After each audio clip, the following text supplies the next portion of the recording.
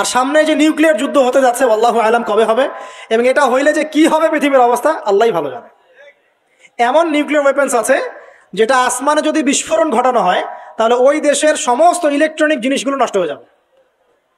বুঝতে পারেন না এই কথা? বোম মারতে হবে না পৃথিবীতে, মাটিতে বোমটা মারতে হবে না, আসমানে বিস্ফোরণ করে দিবে, তাতে আপনার পুরো দেশের যত ইলেকট্রনিক ডিভাইস আছে সব ড্যামেজ।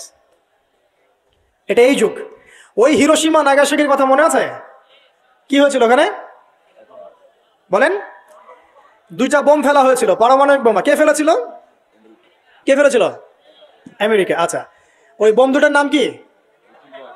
হ্যাঁ, এই তো জানেন, লিটল বয় আর ফ্যাটম্যান। ওই দুটা বোম পড়ে যে কোটি কোটি মানুষ মারা গেল, এখন পর্যন্ত জাপানের মানুষ তার তেজস্ক্রিয়তায় ভোগে। এখনকার পারমাণবিক ওয়েপন্সগুলো তার চেয়ে অনেক অনেক অনেক বেশি শক্তিশালী, হাজার লক্ষ গুণ বেশি শক্তিশালী হতে পারে। রাশিয়ার কাছে এমন সুপারসনিক মিসাইলস আছে, নিউক্লিয়ার মিসাইলস, যেগুলো শব্দের গতিবেগের চাইতেও 10 গুণ বেশি যেতে পারে। শব্দের গতিবেগ কত হার্টস বলো? তোমরা সায়েন্সে পড়ো নাই? তো এই শব্দের গতিবেগের চাইতেও 10 গুণ 20 গুণ বেশি যেতে পারবে কি একটা মিসাইল। মানে মিসাইল আবার আকাশ প্রতিরক্ষা ব্যবস্থা বলে একটা কথা আছে। আকাশ প্রতিরক্ষা ব্যবস্থায় ওই মিসাইলগুলোকে ডিফেন্ড করে দেওয়া যায়, ধ্বংস করে দেওয়া যায় আকাশেই। ওই প্রতিরক্ষা ব্যবস্থাও ধরতে পারবে না কত জোরে মিসাইল যাচ্ছে, পুরো ব্যাসাকার হয়ে যেতে পারে। আল্লাহু আলাম, আল্লাহ ভালো জানেন। তবে এটা সময়ের ব্যাপার মাত্র যে বিশ্বে একটা ভয়ঙ্কর প্রলয়কারী কিছু একটা হতে যাচ্ছে। বলবো যে ভবিষ্যৎবাণী করে বেড়াচ্ছে। ভবিষ্যৎবাণী করি নাই, আপনার বর্তমান সম্পর্কে জ্ঞান নাই বলেই বর্তমানকে আপনার ভবিষ্যৎ মনে হয়। বর্তমান সম্পর্কে আপনি অজ্ঞ বলেই বর্তমানের জ্ঞানটাকে আপনার কাছে ভবিষ্যৎ মনে হচ্ছে। বর্তমান সম্পর্কে জ্ঞান অর্জন করেন, দেখবেন সঠিক বুঝতে পারবেন। বর্তমান বিশ্বের যে অবস্থা, পুরো বিশ্বের প্রায় প্রতিটা রাষ্ট্রই আসন্ন বিপদের সম্মুখীন। এগুলো দেখার জন্য এক চোখ যথেষ্ট না। শুধু কোরআন এবং সুন্নাহ প্রোটেস্ট্যান্ট ভার্সনে পড়ে গেলেই কেউ দেখতে পারবে এমন নয়। এগুলো দেখা এবং বোঝার জন্য আল্লাহর নূর দরকার। কি দরকার? আল্লাহ পাকের নূর দরকার। যার কলবের মধ্যে আল্লাহর নূর আছে তার মধ্যে হিকমা এবং বাসিরা বেশি থাকে। যার মধ্যে কোরআন সুন্নাহর জ্ঞানের পাশাপাশি সমসাময়িক বিষয়গুলোর জ্ঞান আছে, এবং এই সব জ্ঞান অর্জন করার পরে যে ব্যক্তি বিনয়ী অহংকারী নয়, এবং যে ব্যক্তি এই জ্ঞান অনুযায়ী আমল করে এবং এই জ্ঞানটাকে বর্তমান প্রেক্ষাপটের সাথে মেলানোর চেষ্টা করে এবং সেজদায় পড়ে পড়ে আল্লাহর কাছে দোয়া করে, আল্লাহ আমাকে হেদায়েত দান করো, আল্লাহ আমাকে বাসিরা দান করো, আল্লাহ আমাকে দূরদর্শিতা দান করো, ইনশাআল্লাহ তাআলা আল্লাহ পাক তার কলবে তার নূর নাজিল করবে ইনশাআল্লাহ। আল্লাহ রাব্বুল আলামিনের নূর ছাড়া এই বিশ্বকে আপনি বুঝতে পারবেন না, চিনতে পারবেন না। তো প্রেক্ষাপট এখন এমন যেটা মিলে যাচ্ছে সরাসরি আইয়ামে জাহিলিয়াতের সাথে। এই শব্দটা শুনেছেন? আইয়ামে জাহিলিয়াত। আমরা সাধারণত বলি যে নবী সাল্লাল্লাহু আলাইহি ওয়াসাল্লামের নবুয়তের আগের যে যুগটা ছিল ওই যুগটাকে সাধারণত আইয়ামে জাহিলিয়াহ বলা হয়, মানে অন্ধকারাচ্ছন্ন যুগ বলা হয়, তাই তো? কেন বলা হয়? এটা কি ভালো প্রশ্ন না? কি কারণে ওই সমাজের মানুষগুলোকে আমরা জাহেল বলি? জাহেলকে, যে ব্যক্তি জানে না সে যেমন জাহেল, সত্য আসার পরে প্রত্যাখ্যান করে সেও তো জাহেল নাকি? এবং সত্যের অনুকূলে যে আমল করে না, সত্যকে পাশ কাটিয়ে চলে যায়, সে কি জাহেল নয়? জাহিলিয়াহ মানে কি? যারা জাহেলি কাজ করত তারা জাহিলিয়াতের মধ্যে ছিল। যারা জাহেলি মূর্খতাপূর্ণ কাজ করত তারা জাহিলিয়াতের মধ্যে ছিল। এখন এই যুগেও এসে যদি আমরা এই জ্ঞানের বিপ্লব আমরা যে বলি, এই বিশ্বেও যদি আমরা জাহেলের মতো কাজ করি, আমরাও জাহিলিয়াতের মধ্যেই আছি। কথা কি বুঝতে পারছেন? আচ্ছা, একটা প্রশ্ন করলাম, বলেন আইয়ামে জাহিলিয়াতকে কেন জাহিলি যুগ বলা হয়? বলেন। দাওয়াতের কাজ বন্ধ ছিল, একজন বলেছে, আপনি বলেন। বলেন। বর্বরতা ছিল, আর কি ছিল? মেয়ে সন্তানকে পুঁতে ফেলা হতো, আর কি ছিল? মূর্খতা, আর কি? মূর্তি পূজা করা। আচ্ছা, মাশাআল্লাহ, আপনারা পড়াশোনা করেন বুঝতে পারছি, আলহামদুলিল্লাহ। আমি দোয়া করি আল্লাহ পাক আপনাদের জ্ঞান বাড়িয়ে দিক। কেন এই যুগে জ্ঞান ছাড়া চলা যাবে না। এই যুগটা অজ্ঞ থেকে চলার যুগ নয়, জ্ঞান অর্জন করতেই হবে। আর এই জ্ঞান অর্জন শুধু এককেন্দ্রিক করলে চলবে না, আপনাকে বহুমুখী শিক্ষায় শিক্ষিত হতেই হবে। অন্যথায় আপনি ওই যে বললাম আল্লাহর নূর, যেটা দিয়ে আপনি এখন বিশ্বকে দেখবেন, এটা অর্জন করতে পারবেন না। আরেকটা কথা বলে রাখি, অনেক ডিগ্রি সার্টিফিকেট অর্জন করার পরেও যদি মনের মধ্যে হিংসা আর অহংকার আর গীবত তোহমতের সংস্কৃতি না যায়, ওই নোংরা কলবে আল্লাহর নূর নাজিল হয় না। কথা বুঝতে পারছি না? অনেক ডিগ্রি সার্টিফিকেট অর্জন করেছেন, তো মনের মধ্য থেকে এখনো হিংসাই যায় নাই, এখনো গীবত তোহমতের সমালোচনার সংস্কৃতিই বর্জন করতে পারেন নাই, এখনো খোলা মনে সবাইকে ভাই মনে করতে পারছেন না।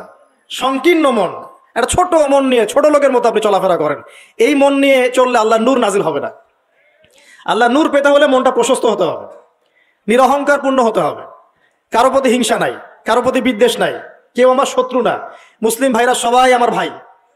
উদার একটা যখন মন মানসিকতা থাকবে, নিরহংকার পূর্ণ মন থাকবে, জ্ঞান অনুযায়ী আমল হবে, সেজদায় কান্নাকাটি করবেন, আল্লাহ নূর চলে আসবে ইনশাআল্লাহ।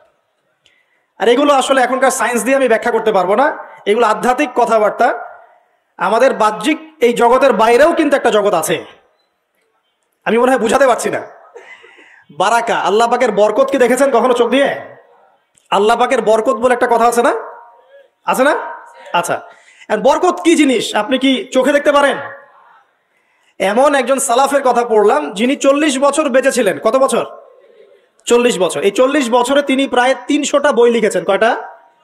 300টা। এখন বলেন, আমরা এখানে যারা বসে আছি অনেকে 40 পার করে ফেলছি না?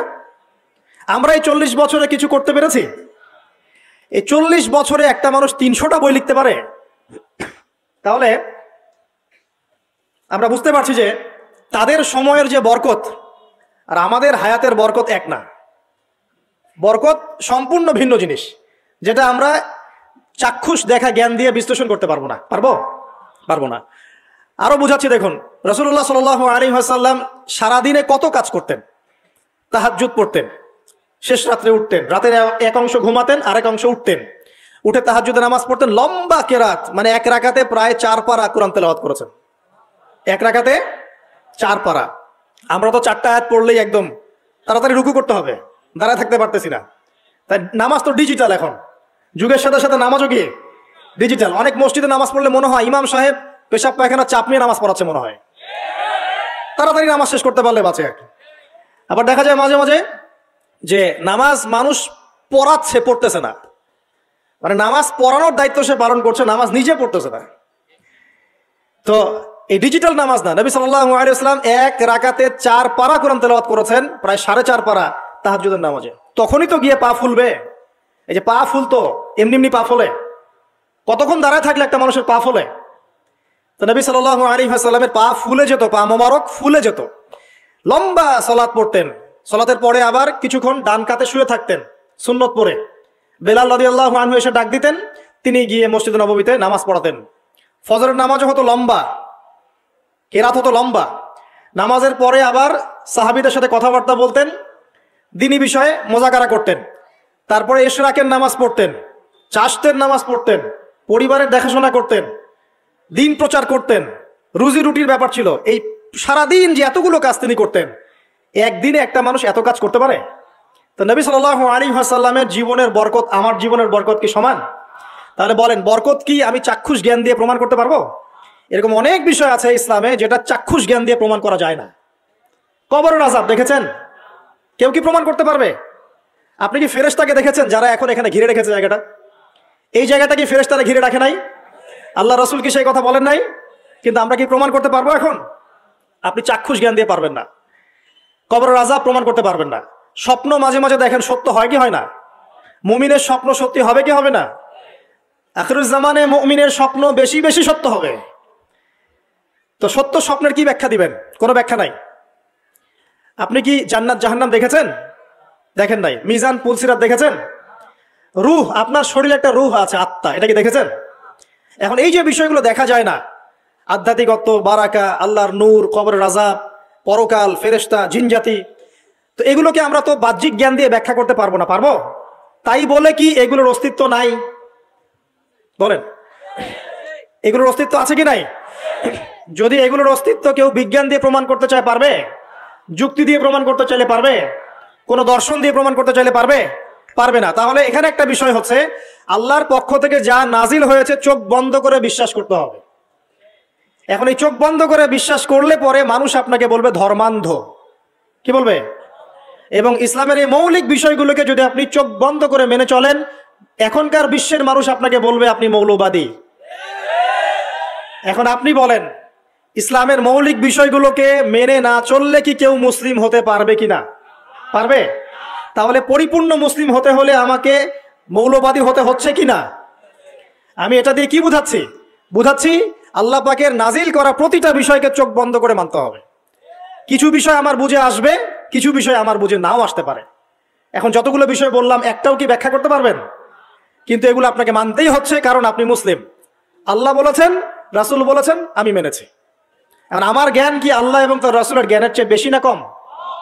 এই পুরো মহাবিশ্ব যিনি পরিচালনা করছেন তার জ্ঞান বেশি না আমার জ্ঞান বেশি? এই পুরো মহাবিশ্বের শত কোটি গ্যালাক্সি আছে, এক একটা গ্যালাক্সিতে হাজার হাজার সৌরজগৎ আছে। এরকম শত সহস্র গ্যালাক্সি নিয়ে একটা আসমান গঠিত হয়। এরকম 7টা মহাদেশ আছে, সরি 7টা মহাবিশ্ব আছে। এই 7 মহাবিশ্বের উপরে আছে কুরসি, ওয়াসিআ কুরসিয়ুহুস সামাওয়াতি ওয়াল আরদ। তার উপরে আছে মহাসাগর, যার গভীরতা 500 বছরের পথ।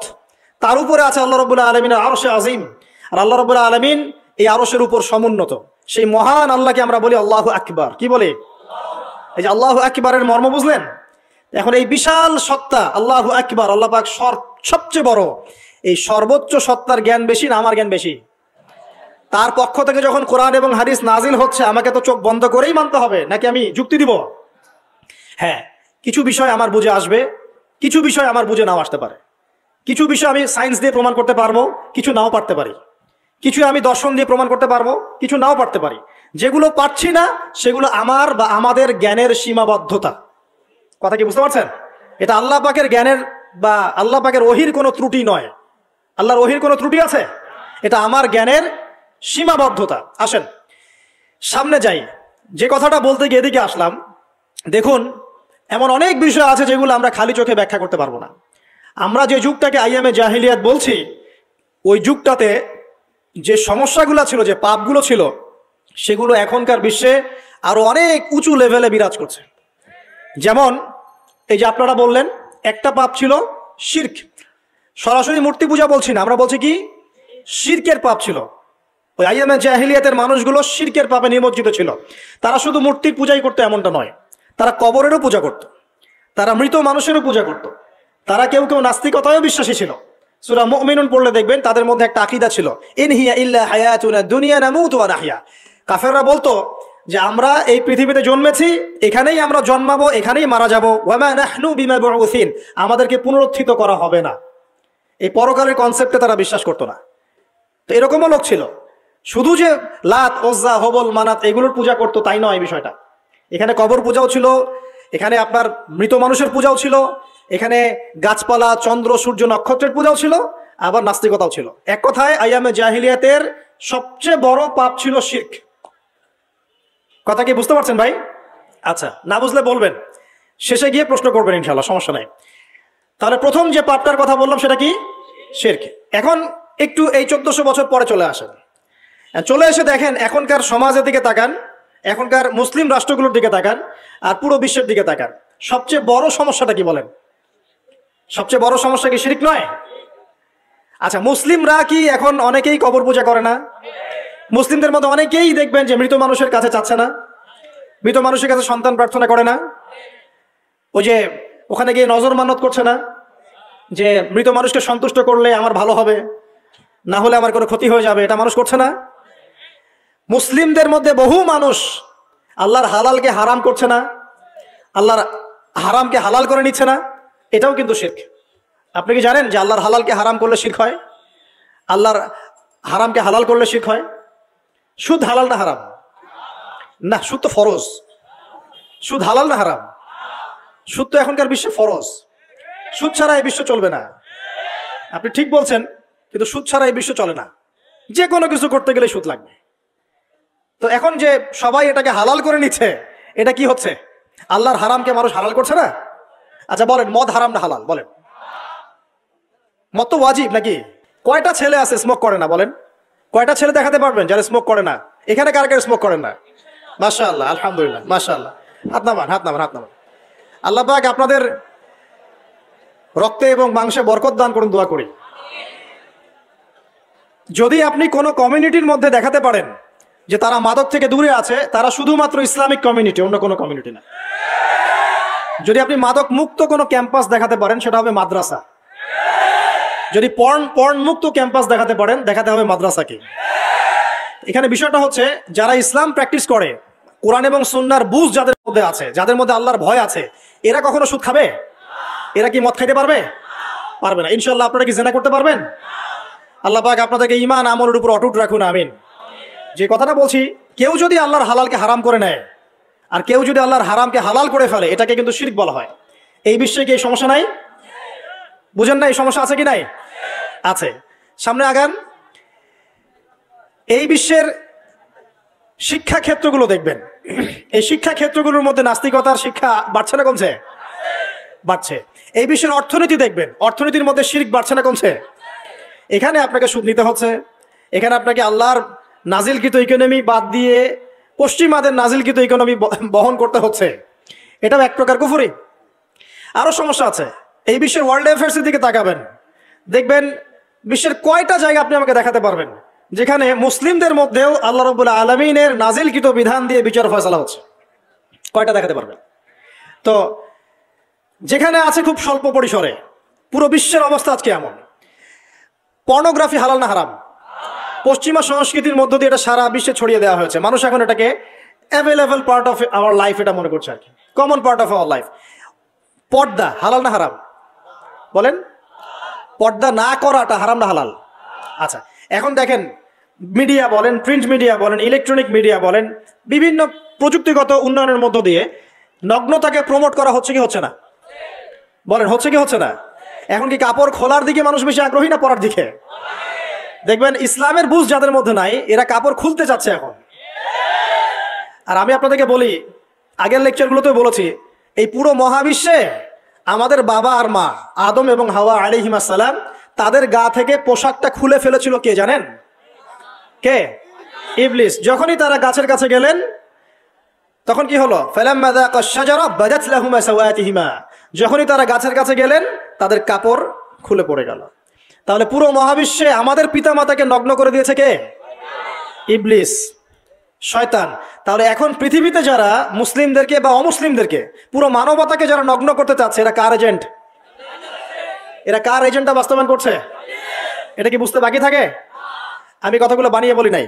সূরা আরাফ পড়েন, দেখবেন সব লেখা আছে। আসেন, এক কথায় বলতে চাচ্ছি, ওই সময়কার যে শিরকটা শুধুমাত্র মক্কায় সীমাবদ্ধ ছিল, এখনকার শিরকটা গ্লোবালাইজেশন হয়েছে আর কি। পুরো দেশে দেশে দেশে শিরক ছড়িয়ে পড়েছে আর কি। আসেন, ওই সময় আরেকটা বড় পাপ ছিল, যেটা এই যে এক ভাই বলল, সেটা হলো রিবা। রিবা, রিবা মানে কি? সুদ। রিবা মানে সুদ, জানেন তো? আর সুদ তো ফরজ নাকি ভাই? আচ্ছা, এমন কোন গ্রাম নাই বাংলাদেশে যেখানে সুদ নাই, আর বিশ্বের এমন কোন দেশ নাই যেখানে সুদ নাই। আর এই যুগের কথাই নবী সাল্লাল্লাহু আলাইহি ওয়াসাল্লাম হয়তো বা বলেছিলেন, আল্লাহু আ'লাম, আল্লাহ ভালো জানেন, যে এমন একটা যুগ আসবে যে যুগে ম্যাক্সিমামই সুদখোর হবে। যে ব্যক্তি সুদের ছিটাফোটা, মানে সুদের পাপ থেকে বেঁচে থাকতে চাইবে, ওর গায়েও গিয়ে সুদের ছিটাফোটা গিয়ে লাগবে। এটা সেই যুগ না? আপনি বুঝতে পারছেন না হয়তো, এটা সেই যুগ। আপনি মনে করছেন দাড়ি, টুপি, পাগড়ি, জুব্বা মাশাআল্লাহ সব লাগাই দিছি, হ্যাঁ, বাইরে একটা সাইনবোর্ড আছে, আমি মৌলবী, আল্লামা, আমি একজন দায়ী বক্তা, কিন্তু সুদের যে ওই ছিটাফোটা, এটা আপনার কাছে আমার কাছেও আছে। হয়তো আপনি বুঝতে পারছেন না। কখন বুঝবেন? যখন ইসলামিক অর্থনীতির বইগুলো পড়তে পারবেন। আর শুধু ইসলামিক অর্থনীতির বই যথেষ্ট না, এর পাশাপাশি আমাদের দরকার এই প্রচলিত যে IMF, ইন্টারন্যাশনাল মনিটারি সিস্টেম, এর নীতিগুলো জানা। তখন কি আপনি বুঝবেন ওয়ার্ল্ড ব্যাংক কি জিনিস, IMF কি জিনিস, ঠিক আছে? তখন বুঝবেন যে পেট্রো ডলার কি জিনিস, তখন বুঝবেন যে হার্ড কারেন্সি, সফট কারেন্সি কি জিনিস, এখন বুঝবেন না। আর যেহেতু বুঝবেন না, অতএব আমি এগুলো বলেও লাভ নাই। যেহেতু আপনি বুঝবেন না, আমি যদি এখন এসব নিয়ে কথা বলি, আপনার কাছে মনে হবে এসব কি উল্টা পাল্টা কথা কইতেছে। ঠিক আছে? তো যাই হোক, আগে আল্লাহর ওয়াস্তে ইসলামিক ইকোনমিক্স পড়েন এবং ইন্টারন্যাশনাল মনিটারি সিস্টেম সম্পর্কে পড়েন। তো যাই হোক, পড়াশোনা করেন। আমি একজন স্কলারের নাম বলে দেই, এক লেকচারে তো সব বলে দেওয়া সম্ভব না। সম্ভব? আমি রাস্তা দেখাচ্ছি আপনাদেরকে। আপনারা আল্লামা তকি উসমানীর বইগুলো পড়েন, নাম শুনেছেন? আচ্ছা, নাকি এখন বলবেন যে উনি তো হানাফি মাযহাবের, আমি তো আহলে হাদিস পড়বো না, এটা বলবেন নাকি? আল্লামা তকি উসমানী এই বিশ্বের সবচেয়ে বড় আলেমদের একজন। আল্লামা তকি উসমানী এই বিশ্বের সবচেয়ে রিনাউন্ড আলেমদের একজন। তার ইসলামিক অর্থনীতির যে পুরো সিরিজ আছে, আল্লাহর ওয়াস্তে বাসায় কিনে একবার পড়ে দেখেন অর্থনীতি কি জিনিস, আপনি কিসের উপর দাঁড়িয়ে আছে। পড়া যাবে না ইনশাল্লাহ? আপনি তাকে ভালো যদি নাও বাসেন তাও পড়ে দেখেন। মনে করেন আপনি একটা কমিউনিটির মধ্যে আছেন বা একটা সংগঠনে আছেন বা একটা ঘরানার মধ্যে আছেন, তাহলে কি অন্য ঘরানার বইপত্র পড়া যাবে না? হারাম হারাম হয়ে গেছে নাকি? এই যে সংকীর্ণ মানসিকতা থাকলে ভাই হেদায়েত পাওয়া যাবে না। আর আপনি যে মনে করছেন আমি একদম হকের উপর আছি, আপনি সঠিক পথে আছেন ঠিকই, তবে এটা সঠিক ভুল পথ। কথা বুঝতে পারছেন না? আপনি মনে করছেন যে আমি একদম চূড়ান্ত সঠিক বিষয়ের উপর আছি। হ্যাঁ, আপনি সঠিক বিষয়ের উপর আছেন ঠিকই, বাট আপনি সহি একটা ভুল পথে আছেন। এটা বুঝবেন পরে, যখন জ্ঞানের পরিধি বাড়তে থাকবে তখন বুঝবেন যে সহি পথ কোনটা, সহি ভুল পথ কোনটা। মুসলিমদের মধ্যে ফাটল সৃষ্টি করে জান্নাতে যাওয়া যায় না? যায়? পুরো মুসলিমরা একটা উম্মাহ, এবং যারাই মুসলিম উম্মার মধ্যে ফাটল সৃষ্টি করতে চায় এরা উম্মার বন্ধু নয়, শত্রু। মুসলিম উম্মার মধ্যে কোনো ফাটল সৃষ্টি করবেন না। সবার মাঝখানে হৃদ্যতা, ভালোবাসার বন্ধন থাকবে। যদি বিভিন্ন ধর্মের মানুষ একসাথে বসবাস করতে পারে একটা দেশে, তাহলে বিভিন্ন তরিকা এবং মাযহাবের মানুষও একসাথে থাকতে পারবে একটা দেশে ইনশাআল্লাহ। আমরা আমাদের মাঝে ইখতিলাফি বিষয় থাকতে পারে, কিন্তু দিন শেষে আমরা সবাই মুসলিম ইনশাআল্লাহ। দিন শেষে ইসলামের জন্য দাঁড়াতে হলে দল মত মাযহাব তরিকা নির্বিশেষে সবাই একসাথে দাঁড়াবে ইনশাআল্লাহ। আল্লাহ পাক আমাদের হৃদয়টাকে প্রশস্ত করুন, আমিন। জাহেলিয়াতে 2 নম্বর সমস্যা ছিল রিবা। এই রিবা সম্পর্কে আগে বলি যে এখন আল্লাহ পাক কি বলেছেন। আল্লাহ পাক বলছেন যে ইয়ামহাকুল্লাহুর রিবা ওয়া ইউরবিস সাদাকাত। আপনি যদি দান সদকা করেন, যাকাত দেন, যাকাত ভিত্তিক অর্থনীতি চালু করেন, আল্লাহ পাক আপনার সম্পদকে বাড়িয়ে দিবেন ইনশাআল্লাহ। আর আপনি যদি রিবার মধ্যে যান, আল্লাহর বক্তব্য হচ্ছে, এটা আমার কথা না, আল্লাহ পাক বলছেন আপনার সম্পদ সংকুচিত হয়ে আসবে। এখন আপনার ডিসিশন, আপনি কি করতে চান করতে পারেন, আমাদের কিচ্ছু বলার নাই। লাকুম দীনুকুম ওয়ালিয়া দিন, আপনার বুঝ আপনার, আপনার দিন আপনার, আমার দিন আমার। আল্লাহ বলছেন ফাযাক্কির ইন্নামা আনতা মুযাক্কির, উপদেশ দাও তুমি, তুমি উপদেশ দাতা। লাস্তা আলাইহিম বিমুসাইতির, কারো প্রতি তুমি দারোগা নও। আল্লাহ বলছেন আপনি সুদে থাকলে সম্পদ সংকুচিত হবে, যদি ছেড়ে দেন, যাকাত দেন, ব্যবসা ভিত্তিক ইকোনমি চালান, আপনার সম্পদ বাড়বে ইনশাআল্লাহ। কি করবেন, ডিসিশন কার? আপনার। আল্লাহ পাক বলছেন ইয়া আইয়ুহাল্লাযীনা আমানু, হে মুমিনগণ, ইত্তাকুল্লাহ। শোনেন ভাই, আল্লাহ বলছেন ইত্তাকুল্লাহ, তোমরা আল্লাহকে ভয় করো। ওয়া যারু মা বাকিয়া মিনার রিবা, সুদের অবশিষ্ট সব অংশ ছেড়ে দাও। সুদের অবশিষ্ট সব টাকা ছেড়ে দাও। ওয়া ইল্লা ইন কুনতুম মুমিনিন, যদি প্রকৃতপক্ষে তোমরা মুমিন হয়ে থাকো তাহলে ছেড়ে দাও। ওয়া ইল্লাম তাফআলু, যদি তোমরা না করো। কে বলছেন? আল্লাহ। যদি তোমরা এটা না করো তাহলে আল্লাহ কি বলছেন? ফাআযানু বিহারবিন মিনাল্লাহি ওয়া রাসূলিহি, আল্লাহ এবং তার রাসূলের সাথে যুদ্ধের ঘোষণা শুনে রাখো। এটা কার কথা? এখন আপনি যদি চান আল্লাহর পক্ষে যুদ্ধ করতে পারেন, আপনি চাইলে আল্লাহ এবং তার রাসূলের বিপক্ষেও যুদ্ধ করতে পারেন। আপনাকে কি বাধা দিবে? দিবে না। ডিসিশন কার? ডিসিশন আপনার।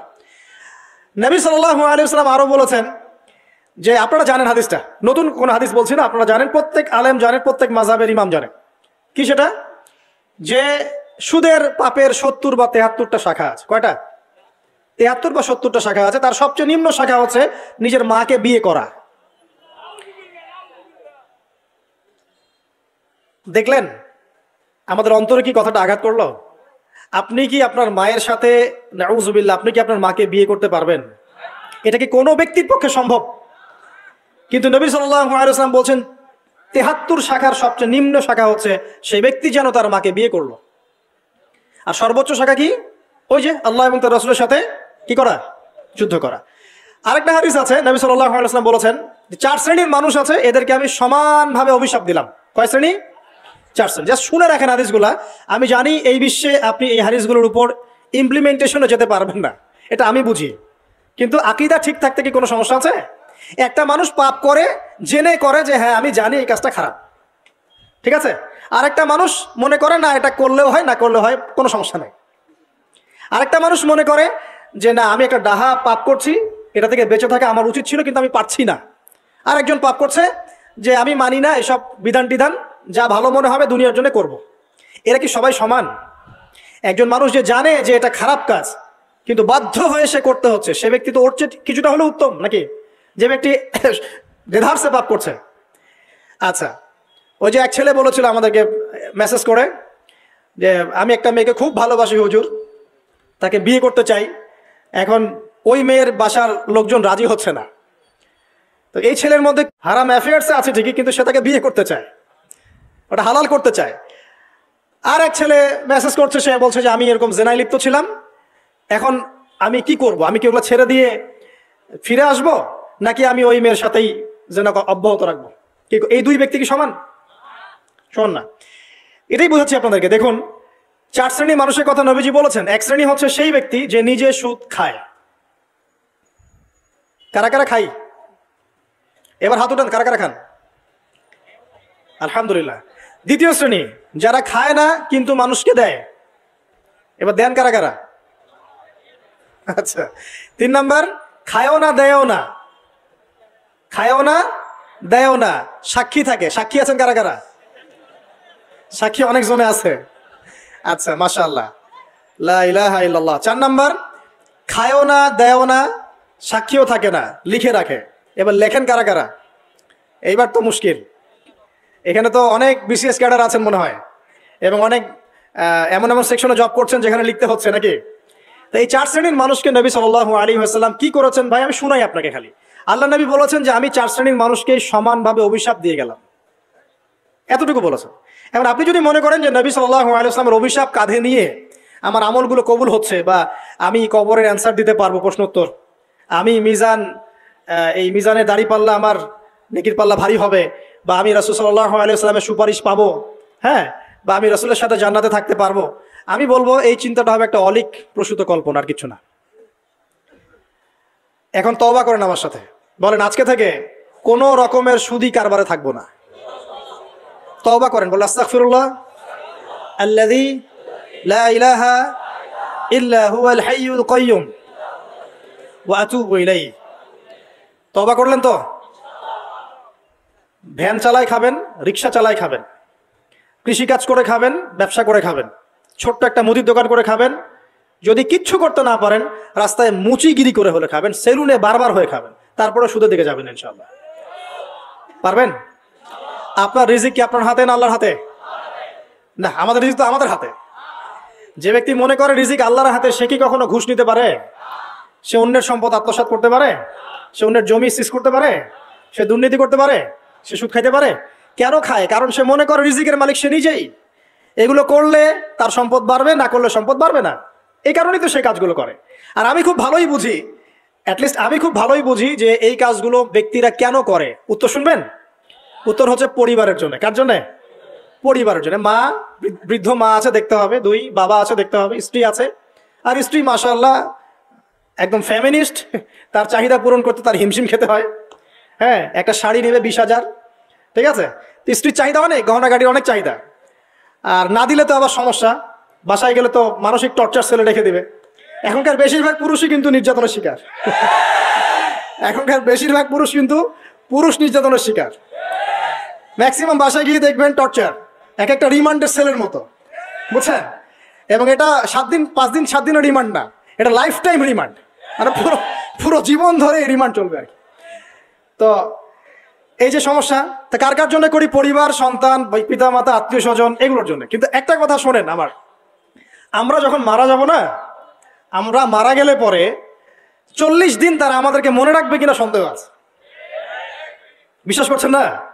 এই যে আমাদের অনেক আত্মীয় স্বজন মারা গেছে না, বছরে একটা বারও কি কবরস্থানে কেউ গিয়েছে? বা হয়তো যায়, মৃত্যুবার্ষিকী ওই দিন যায়, তাই না? দেখেন, আমরা কিন্তু আস্তে আস্তে ভুলে গিয়েছি তাদেরকে, আমরা ব্যস্ত হয়ে গেছি। ঠিক একইভাবে তারাও আমাদেরকে ভুলে যাবে। এই জন্য আমি বারবার আপনাদেরকে মনে করে একটা কথা, আমার জীবন থেকে উপলব্ধি করি একটা কথা, যে একমাত্র আল্লাহ ছাড়া এই পৃথিবীতে এবং পরকালে আমাদের আপন বলে কেউ নাই। বাকি সবাই সবার স্বার্থের জন্য আছে। মানুষ মানুষের অবস্থানকেই মূল্যায়ন করে, মানুষের অবস্থানকেই মূল্যায়ন করে। আল্লাহ রাব্বুল আলামিন আপনার ভিতরটাকে ভালোবাসেন। দেখেন, আপনি যখন নামাজ পড়েন নাই, আল্লাহ পাক কিন্তু আপনাকে ধ্বংস করে দেন নাই। আল্লাহ পরম করুণাময় আপনাকে হেদায়েত দিয়ে নামাজি বানিয়ে দিয়েছেন। জীবনে অনেক পাপ করেছেন, ইনস্ট্যান্ট আল্লাহ পাক শাস্তি দিতে পারতেন, আল্লাহ পাক দেন নাই। আল্লাহ আপনাকে ভালোবাসেন, আল্লাহ আমাকে ভালোবাসেন। আল্লাহ পাকের এই ভালোবাসার ঋণটা শোধ করার জন্য হলেও নামাজি হয়ে যান, আল্লাহর পথে ফিরে আসেন, দিনের জন্য কিছু করেন, দিনের ফিকির করেন, পড়াশোনা করেন। প্রিয় ভাইরা, আল্লাহ পাক তৌফিক দান করুন। দেখুন, এই রিবা থেকে দূরে থাকার জন্য একটা হাদিস যথেষ্ট, যে 4 শ্রেণীর মানুষকে আল্লাহ রাসূল সাল্লাল্লাহু আলাইহি ওয়াসাল্লাম লাআনত করেছেন, অভিশাপ দিয়েছেন। ইনশাআল্লাহ আজকের লেকচার যাদের কানে যাবে, আমরা যদি না খেয়েও মরে যাই, আল্লাহ পাক না খেয়ে মারবেন না ইনশাআল্লাহ। রিজিক আছে, খাবো ইনশাআল্লাহ। কিন্তু হয়তো বা অভাব হবে, টাকা পয়সা একটু কম হতে পারে, অন্যের 10 তলা ফ্ল্যাট হবে, আমার হবে না, ঠিক আছে, অন্যের এত বিঘা বিঘা জমি আমার হয়তো হবে না, কিন্তু ইনশাআল্লাহ তাআলা এই যে দুনিয়ার মুসাফিরের জীবনটা, এটা মুসাফিরের জীবন না? মুসাফিরের জীবনটা কেটেই যাবে ইনশাআল্লাহ। কাটবে না? যে কোনোভাবে কেটে তো যাবেই ইনশাআল্লাহ। এই যে পরকালের জীবনটা একটা চেতনার শক্তি, জানেন? দুনিয়াতে যত বাধা বিপত্তি আসুক, গাল মন্দ খান, গীবত তহমত খান, কষ্ট হোক, নির্যাতন হোক, একটা বিষয় মনের মধ্যে শান্তি দেয়। কি শান্তি? যে এই দুনিয়ার জীবনটা তো আর চিরস্থায়ী নয়, এটা তো আর সারা জীবন থাকবে না। ইনশাআল্লাহ এই অবস্থা আস্তে আস্তে পরিবর্তন হয়ে যাবে। ফাইন্না মাআল উসরি ইউসরা, পরকালে ইনশাআল্লাহ পাবো। দুনিয়াতে না পেলে কি হয়েছে, পরকালে পাবো ইনশাআল্লাহ। যুবক ভাই, এসব জেনা ছেড়ে দেন, আল্লাহ রাব্বুল আলামিন আপনার জন্য হুর রেখেছেন জান্নাত, ইনশাআল্লাহ পাবেন ইনশাআল্লাহ। এটা ছেড়ে দেন, সুদ ছেড়ে দেন, আল্লাহ পাক আপনার জন্য হাউজে কাউসার রাখছে ইনশাআল্লাহ। ঠিক আছে, অন্যায় পাপ ছেড়ে দেন, আল্লাহ রাব্বুল আলামিন আপনার জন্য জান্নাত রেডি করে রাখছে ইনশাআল্লাহ। এই দুনিয়ার জীবনটা ধোঁকা, একটা ছোট্ট জীবন, পুরা ধোঁকা, কিচ্ছু নাই এর মধ্যে। আমার কথা শোনেন, এই দুনিয়ার জীবনে কিছুই নাই। চারপাশে অনেক কিছু মনে হবে, আপনার বাড়ি আছে, গাড়ি আছে, স্ট্যাটাস আছে, টাকা পয়সা, প্রতিপত্তি সব আছে। আদতে আপনি একা, আদতে আপনাকে একাই কবরে যাওয়া লাগবে, একাই আল্লাহর সাথে হিসেব নিকাশ দিতে হবে। কেউ নাই সাথে, আমারও সাথে কেউ নাই। কিন্তু আপনি মনে করছেন যে সেলিব্রিটিজম বড়, আমি পলিটিক্যাল নেতা হয়েছি, আমাকে সবাই চেনে, আমি ইকোনমিক সেক্টরে লিড দেই, রাষ্ট্রকে লিড দেই, আমি ধর্মতাত্ত্বিক ক্ষেত্রে লিড দেই, আমাকে দেখলে মানুষ বাহবা দেয়, ইত্যাদি ইত্যাদি। দিন শেষে আমি একা, আপনিও একাই, আমাকেও একাই যেতে হবে, আপনাকেও একাই যেতে হবে। এগুলো সব চারপাশের খালি অন্ধ মোহ, আর কিছু না। তো এই মোহের মধ্যে ঢুকে পড়বেন না, আল্লাহ পাক তৌফিক এনায়েত করুন। নবী সাল্লাল্লাহু আলাইহি ওয়াসাল্লাম বারবার বলতেন, আল্লাহুম্মা ইন্নী আউযু বিকা মিন ফিতনাতিদ দুনিয়া, বলতেন না? হে আল্লাহ, আমি এই দুনিয়ার ফিতনা থেকে তোমার কাছে আশ্রয় প্রার্থনা করছি। ওয়া ইন্নী আউযু বিকা মিন ফিতনাতিন নিসা, আমি মহিলাদের ফিতনা থেকেও আশ্রয় প্রার্থনা করছি। আরো দোয়া করতেন, আল্লাহুম্মা ইন্নী আউযু বিকা মিন আযাবিল কবর, হে আল্লাহ, আমি কবরের আযাব থেকে আশ্রয় প্রার্থনা করছি। ওয়া আযাবি জাহান্নাম, জাহান্নামের আযাব থেকে আশ্রয় প্রার্থনা করছি। ওয়া মিন ফিতনাতিল মাহইয়া ওয়াল মামাত, জীবন মৃত্যুর ফিতনা থেকে আশ্রয় প্রার্থনা করছি। ওয়া মিন শাররি ফিতনাতিল মাসিহিদ দাজ্জাল, এবং দাজ্জালের ফিতনা থেকে আশ্রয় প্রার্থনা করছি। দাজ্জালে পরে আসবো ইনশাআল্লাহ। দাজ্জাল নিয়ে আলোচনা করলে আবার কিছু মানুষ খারাজি ট্যাগ লাগাই দিতে পারে, ওই জন্য এদিকে আমি এখন যাচ্ছি না। হ্যাঁ, সামনে আসি। তো রিবা, রিবার বিষয়টা বলছিলাম। আইয়ামে জাহিলিয়াতে যে সেই রিবা এখনকার বিশ্বে আছে কি নাই বলেন? ওই সময় না হয় মক্কায় ছিল, এখন কি সারা বিশ্বব্যাপী নাই? বিশ্বের কোনো কান্ট্রি রিবা মুক্ত না, বিশ্বের কোনো দেশ রিবা থেকে মুক্ত থাকতে পারবে না, এই বিশ্ব পরিচালনা যারা করছে ওদের আন্ডারে থাকলে। কখন হবে বিশ্ব রিবা মুক্ত? একদিন বিশ্ব রিবা মুক্ত হবে ইনশাআল্লাহ। একদিন না একদিন এই বিশ্বটা সুদমুক্ত হবে ইনশাআল্লাহ তাআলা। তখন জালেম পার পাবে না, মাজলুমের রক্ত শ্রম বৃথা যাবে না ইনশাআল্লাহ। কবে, কত বছর পর আমি জানি না, কিন্তু এতটুকু জানি যে মালহামার পরে যখন আল মাহদি আসবেন, এবং তারপর যখন মাসিহুদ দাজ্জাল বের হবে, এবং ঈসা ইবনে মারইয়ামকে আল্লাহ পাক নামিয়ে দিবেন, তার হাতে যখন দাজ্জাল নিহত হবে, এবং জেরুজালেম থেকে যখন পুরো বিশ্ব শাসন করা হবে মুসলিমদের হাতে, তখন রিবা বলে কিচ্ছু থাকবে না পৃথিবীতে ইনশাআল্লাহ। তার আগ পর্যন্ত এই অবস্থা সলভ হবে কিনা আমরা জানি না, হতেও পারে, নাও হতে পারে, তবে ওই সময় যে হবে নিশ্চিত ইনশাআল্লাহ। আসুন, আইয়ামে জাহিলিয়াতের আরেকটা বড় পাপ ছিল, যে এক ভাই বলেছেন, সেটা হচ্ছে নারীর অবমাননা। কে বলেছে এই কথাটা? সামনে একজন। হ্যাঁ, আইয়ামে জাহিলিয়াতের অন্যতম একটা সেরা পাপ ছিল কি? নারীর অবমাননা। এটা নিয়ে কি বলতে হবে? এখন ধর্মের মধ্যেও আমরা নারীদেরকে অবমাননা করছি। বহু নামাজি ব্যক্তি আছে আমাদের মধ্যে, দেখবেন বোনের সম্পত্তি দেয় নাই, মেয়েকে শিক্ষিত করতে চাচ্ছেন না। কেন চাচ্ছেন না? ওর কি অধিকার নাই শিক্ষার? আপনি কি জানেন যে আয়েশা রাদিয়াল্লাহু আনহার কাছে বহু সাহাবী হাদিসের তালিম নিয়েছেন, বহু হাদিস শিখিয়েছেন কে? মা আয়েশা রাদিয়াল্লাহু আনহা। তো তিনি যদি শিক্ষিত না হতেন, শেখাতে পারতেন? তো মেয়েদের শিক্ষার দরকার আছে না? হ্যাঁ, কি বিষয় দরকার? তাদের উপযুক্ত পরিবেশ নিশ্চিত করতে হবে, নিরাপত্তা, পর্দা, এগুলো নিশ্চিত করতে হবে। তারপরে মেয়েদেরকে আপনি অবশ্যই শিক্ষিত করবেন। ঘরের কোণায় বসে রাখতে কে বলেছে? আপনি নিরাপদ পরিবেশ দেন, পর্দা দেন, তারা মাদ্রাসা যাবে, পড়াশোনা করবে। ঠিক আছে? আল্লাহ পাক আমাদের মা বোনদেরকে শিক্ষিত করার তৌফিক দান করুন, আমিন। ভালো ভালো কোয়ালিটি সম্পন্ন মহিলা মাদ্রাসা গড়ে তোলেন। আর মেয়েরা যদি শিক্ষিত না হয়, তাহলে আমাদের বাড়ির বউরা শিক্ষিত হবে না। আর বউ শিক্ষিত না হলে আপনি একা শিক্ষিত হয়ে লাভ নাই। তখন ওই যে বললাম টর্চার সেল, ওই টর্চার সেলে ঢুকতে হবে আর কি। কথা বুঝতে পারছেন না? আগে বিয়ে শাদী করেন, বুঝবেন ইনশাআল্লাহ। আর যারা করেছেন তারা অলরেডি হাসছে, যে মিট করে দেয়। ঠিক আছে? আচ্ছা, সামনে আসেন। দেখেন মেয়েদের অবমাননা কিভাবে দেখাবো। সবচেয়ে বড় অবমাননা হচ্ছে ওদের দেহটাকে আমরা এখন পণ্য বানিয়েছি। এই যে পর্নোগ্রাফি দেখেন, এই মেয়েগুলোর ইজ্জতের কোনো দাম নাই। মানে তাদের দেহটাকে একটা ব্যবসার সামগ্রী বানানো হয়েছে। এখানে আমরা মেয়েদের দেহটাকে আমরা কি বানিয়েছি? পণ্য বানিয়ে দিয়েছি। আর এখন তো চলছে কাপড় খোলা সংস্কৃতি। প্রত্যেকটা সেক্টরে আপনি গিয়ে দেখবেন মেয়েদের ইজ্জত, সম্মান, আব্রুটাকে উন্মুক্ত করে এটাকে দিয়ে আমরা বিজনেস করছি আর কি। এটা একটা বিজনেস। তো এখানে সমাধান কি? সমাধান আয়েশা রাদিয়াল্লাহু আনহা। সমাধান কে? সমাধান ফাতিমা রাদিয়াল্লাহু আনহা। সমাধান কে? সমাধান খাদিজা রাদিয়াল্লাহু আনহা। আমাদের মা, আমাদের বোন, আমাদের স্ত্রীদেরকে তাদের মতো করে মানুষ করতে হবে, গড়ে তুলতে হবে ইনশাআল্লাহ। দেখবেন নারীর সত্যিকারের সম্মান নিশ্চিত হবে ইনশাআল্লাহ তাআলা। ইসলাম কি কখনো বলেছে যে মেয়েরা কাজ করতে পারবে না, পড়াশোনা করতে পারবে না ইত্যাদি? এই নাস্তিকরা তো ঠুনকো যুক্তি দিয়ে আক্রমণ করে। কে বলেছে? সমস্যা এমন ইসলামিক স্টেট আছে যেখানে একটা স্টুডিও, মনে করি স্টুডিও, ছবি তোলা হয় কথার কথা, সেখানে সব কর্মী মহিলা, কোনো পুরুষ নাই। একটা মাদ্রাসা, সমস্ত কর্মী মহিলা, কোনো পুরুষ নাই। একটা স্কুল, সবাই মহিলা, কোনো পুরুষ নাই। ওখানে মেয়েরাই পড়ে, মেয়েরাই শেখায়। জায়েজ না জায়েজ বলেন?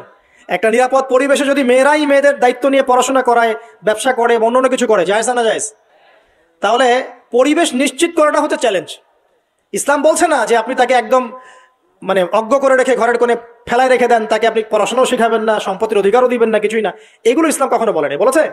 আরে বোকা মানুষ, রাসূলুল্লাহ সাল্লাল্লাহু আলাইহি ওয়াসাল্লামের সময় তো মহিলা সাহাবীরা উহুদের যুদ্ধও করেছে। কি শুনলেন? রাসূল সাল্লাল্লাহু আলাইহি ওয়াসাল্লামের সময় মহিলা সাহাবী উহুদের যুদ্ধও করেছে। উহুদের যুদ্ধের নাম শুনেছেন? ওখানে মহিলা সাহাবীও ছিল, তীরন্দাজ। তাহলে মহিলাটা কি করে নাই নবীর যুগে? আর খাদিজা রাদিয়াল্লাহু আনহা যত বড় ব্যবসায়ী ছিলেন, এখন এত বড় ব্যবসায়ী পাবেন? কোনো মেয়ে আছে এত বড় ব্যবসায়ী? উসমান রাদিয়াল্লাহু আনহু যত বড় বিজনেসম্যান ছিলেন, এখন এত বড় বিজনেসম্যান আছে? তো কি ছিল না সেই স্বর্ণযুগে? ওই স্বর্ণযুগের সুন্নতি আমাদেরকে আমল করতে হবে। আল্লাহ পাক তৌফিক এনায়েত করুন, আমিন। প্রিয় মা ও বোনেরা, পর্দা ছাড়বেন না। আপনাদের জন্য 4টা কাজ: স্বামীর আনুগত্য করা, লজ্জাস্থানের হেফাজত করা, আপনার 5 ওয়াক্ত সালাত ঠিকঠাক মতো আদায় করা, এবং রমজান মাসে সাওম রাখা। নবীজি বলেছেন সাল্লাল্লাহু আলাইহি ওয়াসাল্লাম, জান্নাতের যে কোনো দরজা দিয়ে ইচ্ছা আপনি প্রবেশ করতে পারবেন। আপনার জন্য সহজ। আর স্বামীর আনুগত্য বলতে আমি বুঝাইনি স্বামীর দাসত্ব করতে হবে, এটা বলিনি। এখনকার কিছু ফ্যামিনিস্ট মেয়ে আছে, ওরা আনুগত্য শব্দ মনে হয় যে দাসত্ব মনে হয়। আনুগত্য দাসত্ব এক জিনিস না। আনুগত্য কি? স্বামী কোরআন সুন্নাহর অনুকূলে কোনো কথা বলেছে, আপনি মানবেন। স্বামী বলছে পর্দা করো, তোমাকে ভালোবেসে বলছি তুমি পর্দা করো, তুমি আমার অনেক প্রিয় একজন মানুষ, তুমি বেপর্দায় বাইরে যাবা, লোকজন দেখবে, কেমন হয়? ঠিক আছে, তোমাকে তো আমি বিয়ে করেছি, তুমি আমার মানুষ, তোমাকে দেখবে কেন? ঠিক আছে। তো এখন স্বামী ভালো কথা বলেছে, আপনি শুনলেন, এটা আনুগত্য। আর ওই স্বামী যদি বলে আসো তো আমার কলিগরা এসেছে, ওকে খাবার সার্ভ করতে হবে, আসো খাবারটা পরিবেশন করো, এখন আপনি বেপর্দা হয়ে আপনার স্বামীর কলিগের সামনে খাবার পরিবেশন করতে শুরু করলেন, এটা কি আনুগত্য করতে হবে? এটা তখন আপনি আনুগত্য করবেন না। সিম্পল, কোরআন সুন্নাহর অনুগত কাজে আপনি স্বামীর আনুগত্য করবেন, বিপরীতে গেলে আপনি করবেন না। স্বামীর আনুগত্য মানে স্বামীর দাসত্ব নয়। আর এই হাদিসটা আপনি কেন ভুলে যান যে আল্লাহ রাসূল সাল্লাল্লাহু আলাইহি ওয়াসাল্লাম বলেছেন, আল্লাহ ছাড়া যদি কাউকে সেজদা করা যেত, সম্মান বুঝাচ্ছেন, আল্লাহ ছাড়া যদি কাউকে সেজদা করা জায়েজ হতো, আমি মেয়েদেরকে বলতাম যেন স্বামীকে সেজদা করে। কেন? কারণ আপনাকে রেসপন্সিবিলিটি, আপনার খাবার, আপনার ফুড, আপনার শেল্টার, আপনার মানে পুরো দায় দায়িত্ব নিজের হাড় ভাঙা পরিশ্রম দিয়ে, জীবনের ঝুঁকি নিয়ে স্বামী আপনার জন্য করে। সে আপনার সম্মান পাওয়ার যোগ্য তো? সে কি আপনার সম্মান পাওয়ার যোগ্য নয়? আপনি যদি সম্মানের হক আদায় না করতে পারেন তাহলে আপনি অকৃতজ্ঞ। আর অকৃতজ্ঞ মেয়ে কখনো জান্নাতে যাবে? একটা হাদিসে আছে, বেশিরভাগ মেয়ে জাহান্নামে যাওয়ার অন্যতম কারণ হচ্ছে তারা স্বামীর সাথে কুফরি করে। কি করে?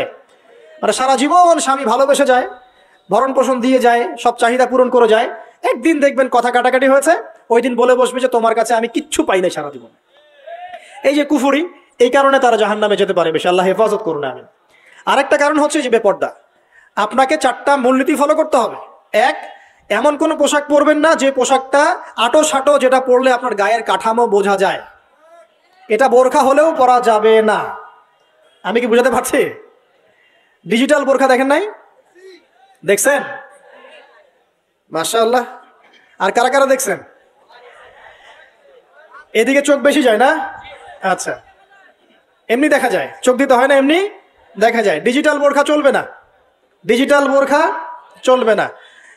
আমার মত, এটা আমি মত দিচ্ছি, আমি আল্লাহর রাস্তায় সময় দিয়েছি অনেকদিন, এবং এখানে যে পর্দাটা শেখানো হয় এরকম পর্দা আমি অন্য কোথাও দেখি নাই। এত চমৎকার পর্দা শেখানো হয়। কারা কারা সময় লাগিয়েছেন? 3 দিন 7 দিন সময় দিয়েছেন কারা কারা? বেশিরভাগই দেন নাই। সমস্যা নাই, দিতে হবে, আমি বাধ্যতামূলক বলিনি আপনাকে। বলেছে এখানে পর্দা শেখানো হয়, চমৎকার পর্দা শেখানো হয়, যে এখানে চোখটা পর্যন্ত তাদের ঢেকে রাখার তালিম দেওয়া হয়। যাই হোক, যেখানেই শেখেন শেখেন, অ্যাটলিস্ট পর্দাটা শিখলেই হলো। এমন পোশাক হবে না যেই পোশাকটা আটো সাটো, যেটা পরে আপনার গায়ের কাঠামো বোঝা যায়। 2 নম্বরে এমন পোশাক পরা যাবে না যেই পোশাকটা পরলে বাহির থেকে ভিতরের অঙ্গ দেখা যায়। দেখেছেন? দেখেন নাই? দেখছেন হুজুর? আচ্ছা, আপনারা তো সব দেখেন দেখি।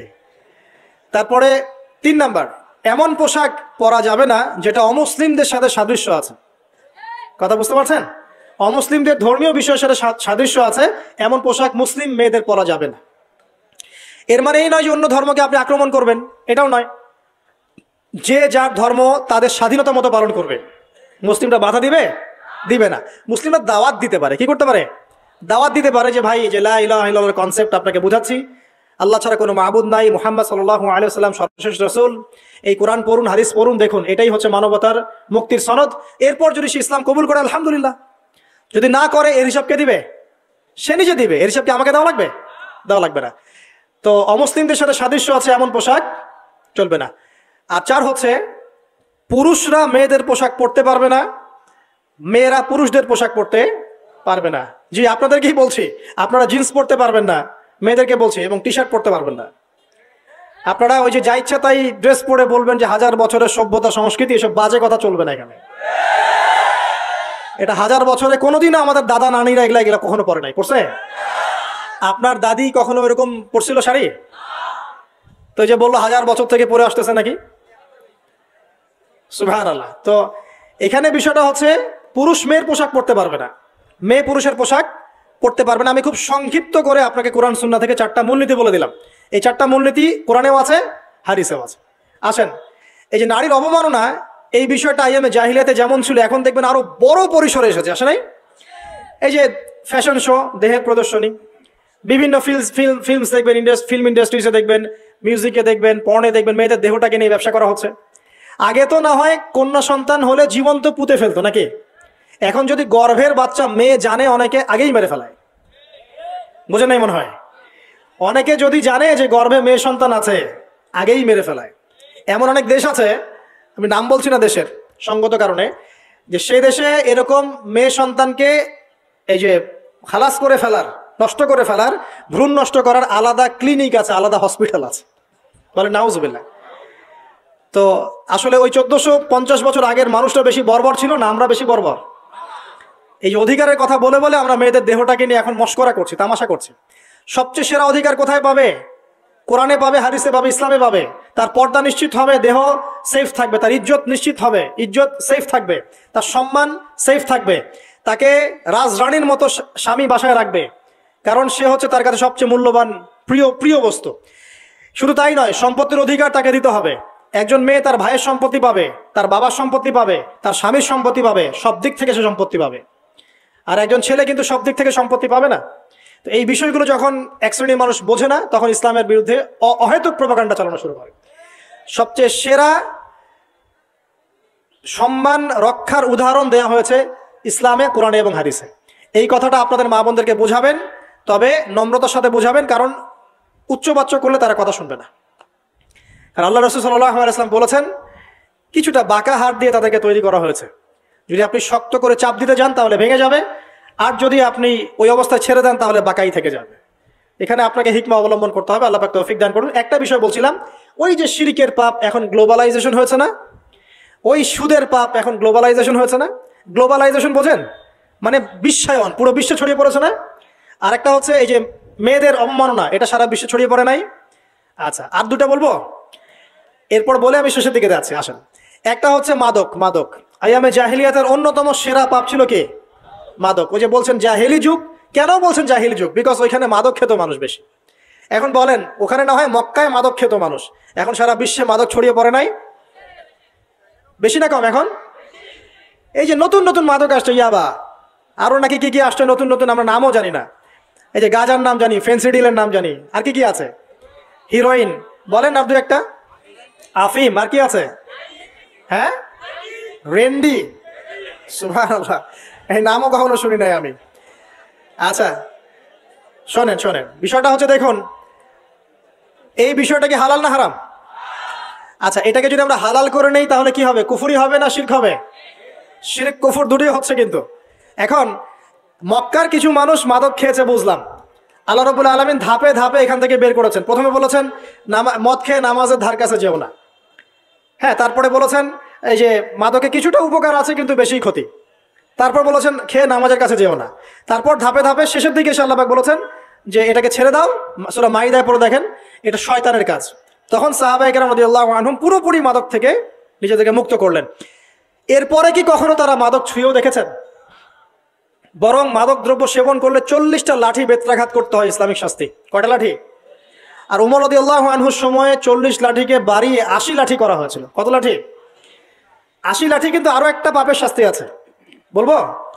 অপবাদ, এখন যেটা বেশি দেয়া হয়, অপবাদ, মিথ্যা অপবাদ, সতী সাধী নারীর উপরে মিথ্যা অপবাদ, এর শাস্তি হচ্ছে 80 লাঠি। আবার 100 লাঠির শাস্তি আছে, 100 লাঠি। এটা কিসের জানেন? জিনা। জিনা এই যে যারা করছেন এর শাস্তি হচ্ছে 100 লাঠি। তাও জনসমক্ষে দিতে হবে, গোপনে না। আর 1 বছরের জন্য এলাকা ছাড়া করতে হবে। রজম একটা শাস্তি আছে, রজম। এটা কি? রজম মানে পাথর নিক্ষেপ করে হত্যা। এটা তো বর্বর, তাই না? অমানবিক, মধ্যযুগীয়। এসব কথা শুনছেন না? শোনেন, কিছু কিছু বিষয় আছে যে বিষয়গুলো করার পরে এই পৃথিবীতে মানুষ বেঁচে থাকার অধিকারটা হারিয়ে ফেলে। কথা বুঝতে পারছেন না মনে হয়? কিছু কিছু পাপ আছে এগুলো করলে পরে মানুষ এই পৃথিবীতে বেঁচে থাকার অধিকারটা হারায় ফেলে। যেমন কোনো বিবাহিত ব্যক্তি যদি জেনা করে, নাউজুবিল্লাহ, কোনো ছেলে যদি কোনো ছেলের সাথে যৌন সম্পর্ক করে, সমকামী করে, বা এটাকে যেটা গে মানে যেটা কি বলে সমকামিতা, ঠিক আছে, এই কাজ যদি কেউ করে, এই নোংরা কাজ যদি কেউ করে, কোনো মেয়ে যদি কোনো মেয়ের সাথে এরকম কোনো কাজ করে, একই পাপ। এইসব পাপ করলে পরে এই পৃথিবীতে বেঁচে থাকার অধিকারটা সে হারিয়ে ফেলে। কথা কি বুঝতে পারছেন? আচ্ছা, তখন শাস্তি হচ্ছে আল্লাহ রাব্বুল আলামিন পাথর নিক্ষেপ করে হত্যা করতে বলেছেন। কারণ হচ্ছে সে এত গর্হিত একটা কাজ করেছে যেটা এই শাস্তি পাওয়ার সম্পূর্ণ যোগ্য।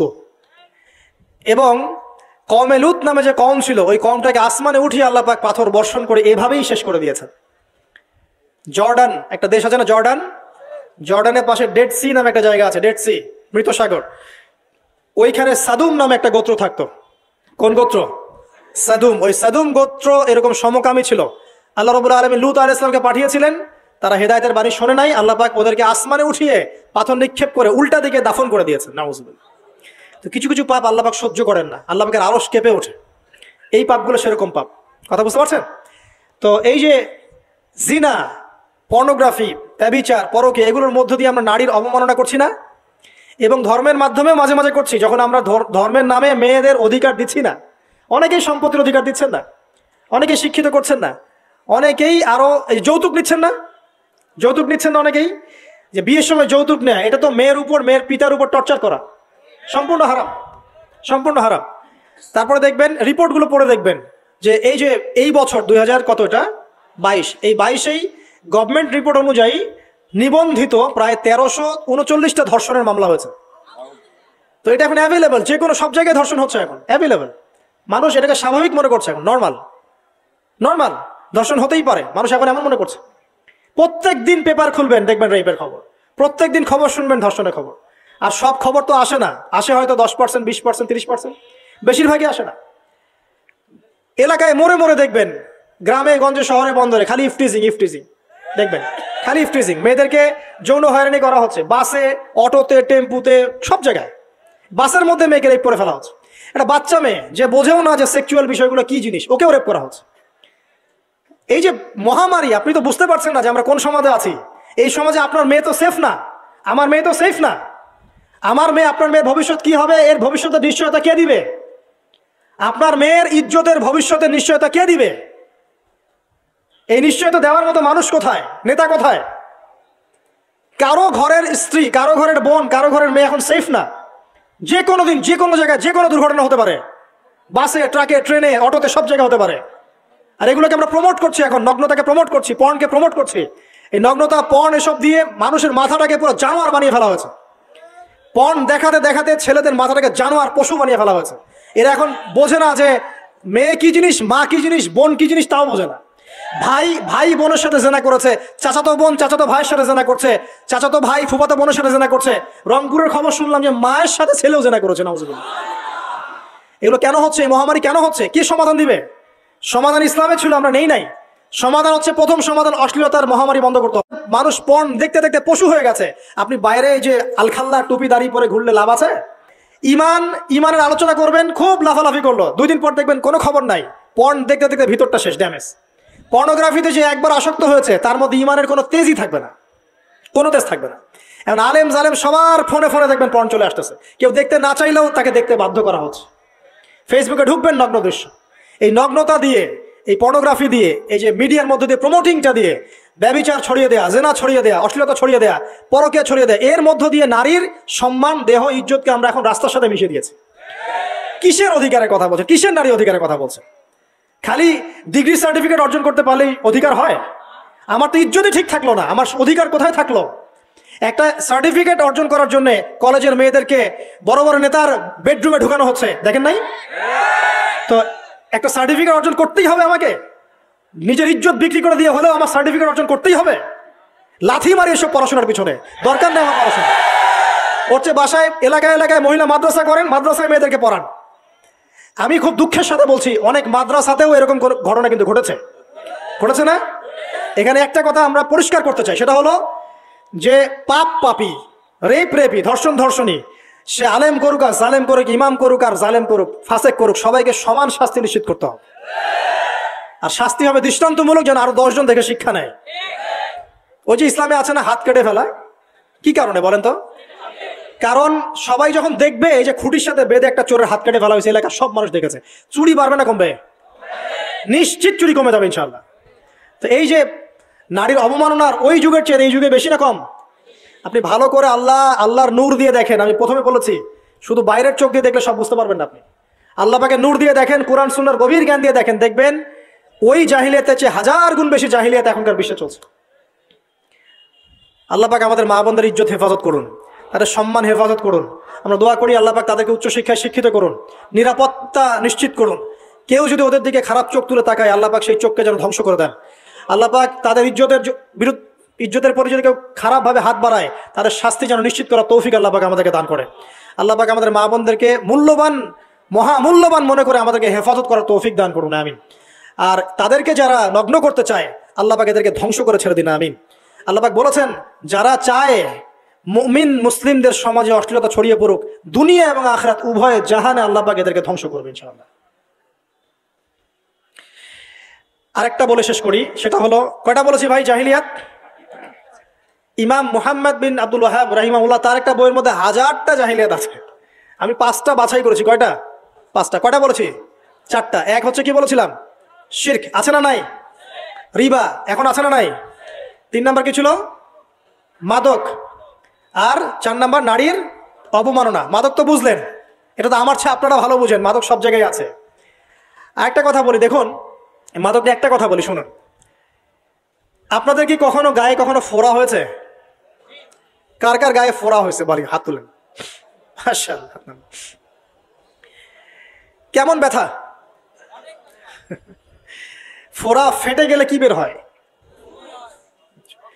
রক্ত আর পুঁজ বের হয়, তাই তো? একটা হাদিস পড়েছি, রাসূলুল্লাহ সাল্লাল্লাহু আলাইহি ওয়াসাল্লাম বলেন সাল্লাল্লাহু আলাইহি ওয়াসাল্লাম, যে জাহান্নামে আমাকে মেরাজের রাতে জাহান্নাম দেখানো হয়েছে। মেরাজের রাতে আমাকে জাহান্নাম দেখানো হয়েছে। তো সেখানে আমি দেখলাম যে কিছু মানুষকে এই জাহান্নামীদের রক্ত আর পুঁজ খেতে দেয়া হচ্ছে। মানে আল্লাহ জানেন কেমন করে, রক্ত আর পুঁজ পান করতে দেয়া হচ্ছে। কারণ জাহান্নামে পিপাসা লাগবে না, ক্ষুধা লাগবে না? ক্ষুধা লাগবে। খাবার খেতে চাইলে জাক্কুম, আর পানি খেতে চাইলে হামিম, গরম উত্তপ্ত পানি। আর এই যে রক্ত আর পুঁজের একটা মিশ্রণ খেতে দেওয়া হচ্ছে। তো নবী সাল্লাল্লাহু আলাইহি ওয়াসাল্লামকে সাহাবীরা পরে জিজ্ঞাসা করলেন, ইয়া রাসূলুল্লাহ, কোন পাপের কারণে তাদেরকে এই শাস্তি দেওয়া হচ্ছে? নবী করিম সাল্লাল্লাহু আলাইহি ওয়াসাল্লাম বললেন, তাদেরকে এই শাস্তি দেওয়া হচ্ছে একটা পাপের কারণে, সেটা হলো মাদক দ্রব্য সেবন করা। আর ওই পানীয়টার নামও নবীজি বলে গেলেন, তার নাম হচ্ছে তিনাতুল খাবাল। কি নাম? তিনাতুল খাবাল। এই তিনাতুল খাবাল মানে জাহান্নামীদের রক্ত এবং পুঁজ, এটা খেতে দেওয়া হচ্ছে মাদক দ্রব্য সেবনকারীদের জন্য। আল্লাহ রাসূল সাল্লাল্লাহু আলাইহি ওয়াসাল্লাম বলেছেন, কোনো ব্যক্তি যদি মাদক সেবন করে, তার 40 দিনের নামাজ কবুল হবে না। সে যদি আবার তওবা করে ফিরে আসে, আল্লাহ পাক মাফ করে দিবেন ইনশাআল্লাহ। যদি আবারও মাদক খায়, আবার 40 দিনের নামাজ কবুল হবে না। তারপর যদি আবার তওবা করে, আবার আল্লাহ মাফ করে দিবে ইনশাআল্লাহ। তারপর যদি আবার মাদক খায়, আবার 40 দিনের নামাজ কবুল হবে না। তারপর যদি আবার তওবা করে, আবার আল্লাহ মাফ করে দিবে। তারপরে যদি আবার মাদক খায়, তখন আল্লাহ রাব্বুল আলামিন তাকে তিনাতুল খাবাল পান করাবে। প্রিয় ভাইরা, আপনারা মুসলিম না? আমরা মুসলিম না? মুসলিম যুবকদের সবচেয়ে সেরা অস্ত্র হচ্ছে ঈমান এবং নৈতিকতা। অন্যরা জাহিলিয়াতের স্রোতে ভেসে যাক, মুসলিম তরুণরা কখনো জাহিলিয়াতে যাবে না ইনশাআল্লাহ। আমার সাথে ওয়াদা করেন যে কোনো প্রকার মাদক দ্রব্যের সাথে সংশ্লিষ্ট থাকবেন না। একটা সিগারেটেও কখনো টান দিবেন না। কারণ সিগারেটটা কি? সিগারেট আপনাকে আস্তে আস্তে অন্য মাদকের দিকে নিয়ে যাবে। সিগারেট খাওয়া শিখেছিস, এখন গাঁজাও খা। গাঁজা খাওয়া শিখলে এখন ওটা খা, ওটা খা, এই করতে থাকবেন। এক পর্যায়ে আপনি এখান থেকে আর বের হতে পারবেন না। এখানে আপনার দেহের ক্ষতি, আপনার মস্তিষ্কের ক্ষতি, আপনার পরিবারের ক্ষতি। এমন আপনি যদি পরবর্তীতে গিয়ে পরিবার গঠন করতে চান, আপনি সুখী পরিবারও গঠন করতে পারবেন না, কারণ ভিতর থেকে আপনি নিজেকে শেষ করে ফেলেছেন। দুইটা ভয়ঙ্কর পাপের কথা বলে দেই। এই দুইটা পাপে যারা আসক্ত হয়ে আছে, তারা তওবা করে ফিরে আসলে পরেও সারা জীবন তাদেরকে এটা সাফার করতে হবে। কথা বুঝতে পারছেন না? তওবা করে ফিরে এসেছেন মনে করেন, তারপরেও আপনাকে সারা জীবন এই পাপের ফলটা ভোগ করতে হবে। এক, মাদক দ্রব্য দীর্ঘদিন সেবন করেছেন, তওবা করেছেন, ফিরে এসেছেন, আল্লাহ হয়তো মাফ করে দিয়েছেন, আল্লাহ পাক মাফ করে দিয়েছেন, বাট আপনি আপনার দেহের যে ক্ষতিটা করে ফেলেছেন এটা পোষাতে পারবেন না। এক নাম্বার। দুই, তখন আপনি যদি বিয়ে করেন, আপনি স্ত্রীকে সন্তুষ্ট করতে পারবেন না। হ্যাঁ। দুই নাম্বার হচ্ছে এই যে গোপনে যুবকরা যে পাপটা করে, মাস্টারবেশন, যেটাকে আমরা বলি হস্তমৈথুন, এই পাপ যেসব যুবকরা করছে বা করে, এবং অ্যাভেলেবেল এই পাপটা সবাই করে, কারণ এখন পর্নের যুগ। পর্ন দেখলে তো আর কোনো উপায় নাই, তখন তো এই পথেই যেতে হচ্ছে, নিজের উপরে নিজেকে জুলুম করতে হচ্ছে। যারা হস্তমৈথুন অভ্যস্ত হয়ে গেছে, এরা যদি তওবা করে ফিরেও আসে, শরীরের যে ক্ষতিটা হয়েছে এটা পূরণ হবে না কখন। দেখেন, আমার মতো বয়সে, আমার চেয়ে প্রায় 10 বছর বয়স আগেই তারেক বিন জিয়াদ স্পেন জয় করেছিল। আমার যে বয়স এখন চলছে 30 পার হয়ে গেছে, এর চেয়ে আরো প্রায় 10 বছর আগে মুহাম্মদ বিন কাসিম এই সিন্ধু জয় করেছিল। এখন যে ইসলাম আপনি ভোগ করছেন, এটা তাদের ফল, তাদের এই জিহাদের ফল। তো এখন আমাদের এই যে 20 বছর 30 বছরের যুব সমাজের দিকে তাকায় দেখেন, একবার তাকায় দেখেন, চেহারাগুলো একটু দেখেন, চেহারা দেখেন, এক একটা চেহারা দেখেন, চেহারায় নূর নাই, নষ্ট হয়ে গেছে, নামাজ নাই, চোখগুলো বসে যাচ্ছে, কারণ সারা রাত জেগে থাকছে। ওই যে টিকটক টিকটক টিকটক সারা রাত, হ্যাঁ, সারা রাত ফোনে, সারা রাত গল্প গুজব। রাত্রেবেলা দেখবেন, রাত্রেবেলা শহর যেন জীবিত হচ্ছে। রাত্রেবেলা ক্যারাম খেলে, রাত্রে লুডো খেলে, রাত্রে এটা করে, রাত্রে সে, সারাদিন ঘুম, সারাটা দিন ঘুম। আপনি কি জানেন সারা রাত কে জেগে থাকে, সারা রাত কে ঘুমায়, আর সারা দিন কে জেগে থাকে? সারা রাত জেগে থাকে কুকুর, এবং সারাদিন ঘুমায় কুকুর। আর দেখবেন আপনি বিড়ালকে দেখবেন, ও কিন্তু রাত্রে ঘুম, এবং দিনের বেলা সে অ্যাক্টিভ। পাখিকে দেখবেন, পাখি সন্ধ্যা হলো একদম ঘরে, যেই সূর্য ডুববে পাখি একদম ঘরে, দেখেন না, পাখি ঘরে। আর যেই ফজর হবে পাখি বের হয়ে গেল। আর আল্লাহ রাসূল সাল্লাল্লাহু আলাইহি ওয়াসাল্লাম হয়তো বা এই কারণেই, আল্লাহ ভালো জানেন, তিনি বলেছেন এমন কিছু মানুষ জান্নাতে যাবে যাদের মনটা হবে পাখির মতো। সুবহানাল্লাহ। দেখেন পাখি কি করে, একদম সন্ধ্যা হলো ঘরে ঢুকে গেল, যেই ফজর হবে একদম ফজরের আগে আগে সে বের হয়ে গেল। তো পাখির মতো হওয়ার চেষ্টা করেন, পাখির মতো লাইফস্টাইলে আসেন, এবং সে সারাদিন পরিশ্রম করে রিজিকের জন্য, করে না? আল্লাহ পাক পাখিকে রিজিক দেন কি চাকরির মধ্য দিয়ে, না ব্যবসার মধ্য দিয়ে? কিভাবে সে রিজিক পায়? তাওয়াক্কুল, তাওয়াক্কুল, আল্লাহর প্রতি তাওয়াক্কুল। আর তাওয়াক্কুল করে কি সে ঘরে বসে থাকে, না রিজিক সার্চ করে, রিজিক তালাশ করে? আপনিও রিজিক তালাশ করেন, আল্লাহ পাক রিজিক দিবে ইনশাআল্লাহ তাআলা। প্রিয় যুবক ভাইরা, আল্লাহর ওয়াস্তে তওবা করেন। যারা যারা মাদকদ্রব্যের সাথে সংশ্লিষ্ট আছেন বা থাকার সম্ভাবনাও ছিল, এর ধার কাছেও যাবেন না, ওয়াদা করছেন তো? এবং গোপন পাপে লিপ্ত হবেন না, গোপন পাপে লিপ্ত হবেন না। আপনি যৌবনকে ধরে রাখেন, ইনশাআল্লাহ দেখবেন আপনি সারা জীবন এনজয় করতে পারবেন ইনশাআল্লাহ। কিন্তু যদি এখন নিজেকে শেষ করে ফেলেন, এখন নিজেকে শেষ করে ফেললে আপনি বিয়ে করলে পরেও দেখবেন আপনি পস্তাচ্ছেন। ওই যে কলিকাতা হারবালে যেতে হবে, তখন মডার্ন হারবালে দৌড় দিতে হবে। আর সব হারবাল টারবাল খেয়ে লাভ হয় না। কারণ কি? কারণ আল্লাহ প্রদত্ত যে নেয়ামত সেটা আপনি নষ্ট করে ফেলেছেন, এখন এইটা আর আপনি ক্ষতিপূরণ দিতে পারবেন না। অতএব জীবনটাকে সিরিয়াসলি নেন। মুসলিম তরুণ যুবকদেরকে উদ্দেশ্যে বলছি যে আপনারা কায়িক পরিশ্রম করেন, কায়িক পরিশ্রম করেন। 5 ওয়াক্ত সালাতটা আল্লাহর ওয়াস্তে নামাজে মসজিদে এসে পড়েন। বেশি কিছু করতে বলছি না ভাই, আমার কথা শোনেন, বেশি কিছু করতে বলছি না। আল্লাহর ওয়াস্তে 5 ওয়াক্ত নামাজটা মসজিদে পড়েন, পারবেন না? আচ্ছা, ডেইলি 10টা পৃষ্ঠা করে কোরআন তেলাওয়াত করেন, পারবেন? আল্লাহ তৌফিক দান করুন। ডেইলি 2-4 টাকা করে সদকা করেন, পারবেন? আচ্ছা, প্রত্যেক দিন কিছু দাওয়াতি কাজ করেন, আমর বিল মারুফ, সৎ কাজের আদেশ করবেন, নাহি আনিল মুনকার, অসৎ কাজে নিষেধ করবেন। পারা যাবে ইনশাআল্লাহ। আপনি হালাল রিজিকের একটা সন্ধান খোঁজার চেষ্টা করেন, পারবেন ইনশাআল্লাহ। পড়াশোনায় নিজেকে ব্যস্ত রাখেন, লেখাপড়ায় নিজেকে ব্যস্ত রাখেন। যদি এর পাশে আপনি সময় পান, আমি বলবো আপনি খেলাধুলা করেন। যদি সময় কিছু বের করতে পারেন, কায়িক কিছু পরিশ্রম করেন, প্রয়োজনে কিছু কসরত করেন, জিম করেন, খেলাধুলা করেন, তারপরেও পড়নে যায় না, তারপরেও গার্লফ্রেন্ডের পিছনে সময় নষ্ট করেন না, তারপরেও যে টিকটক, ফেসবুক, ইউটিউব নিয়ে পড়ে থাকেন না, ওগুলোর চেয়ে খেলাধুলা করা অনেক ভালো আছে। অ্যাটলিস্ট আপনি ফিজিক্যালি ফিট থাকবেন। অনেকে বলতে পারে যে এটা না করলে হয়, এটা বাজে কাজ, সময় নষ্ট। আমি মনে করি এখনকার যুবকরা যেসব পথে সময় নষ্ট করছে, এর চাইতে অ্যাটলিস্ট খেলাধুলা করলে ভালো ছিল। একটা সময় ছিল না, আজকে থেকে 10 বছর আগে প্রচুর খেলা হতো না, ক্রিকেট হতো, ফুটবল হতো, এই ব্যাডমিন্টন হতো শীতকালে, তাই না? তো খেলার লিপ্ত থাকলে কিন্তু আমাদের মধ্যে একটা হৃদ্যতা, একটা বন্ড তৈরি হতো, একটা বন্ড। আমরা অনেক টুর্নামেন্ট খেলতাম না? এখন দেখবেন কিচ্ছু নাই, সব বন্ধ, খালি ফোন, সারাদিন কি ফোন। এটা আরো কি ডেঞ্জারাস না? এভাবে তাদের ফিজিক্যাল বডিটা নষ্ট হচ্ছে, মেন্টাল স্ট্রেংথটাও নষ্ট হচ্ছে। এর চেয়ে বরং তারা যদি কোনো কসরত করে, এটা অনেক ভালো হবে। এটা আমার মত, এটা আমি কোরআন সুন্নাহ থেকে কোনো কথা বলছি না। আল্লাহ পাক বোঝার তৌফিক দেখ। শেষ কথা হলো যে আইয়ামে জাহিলিয়াতের আরেকটা নির্মম বর্বরতা ছিল হচ্ছে গোত্রীয় দ্বন্দ্ব। কি ছিল? গোত্রীয় দ্বন্দ্ব। এটাই দিয়ে আমি শেষ করছি।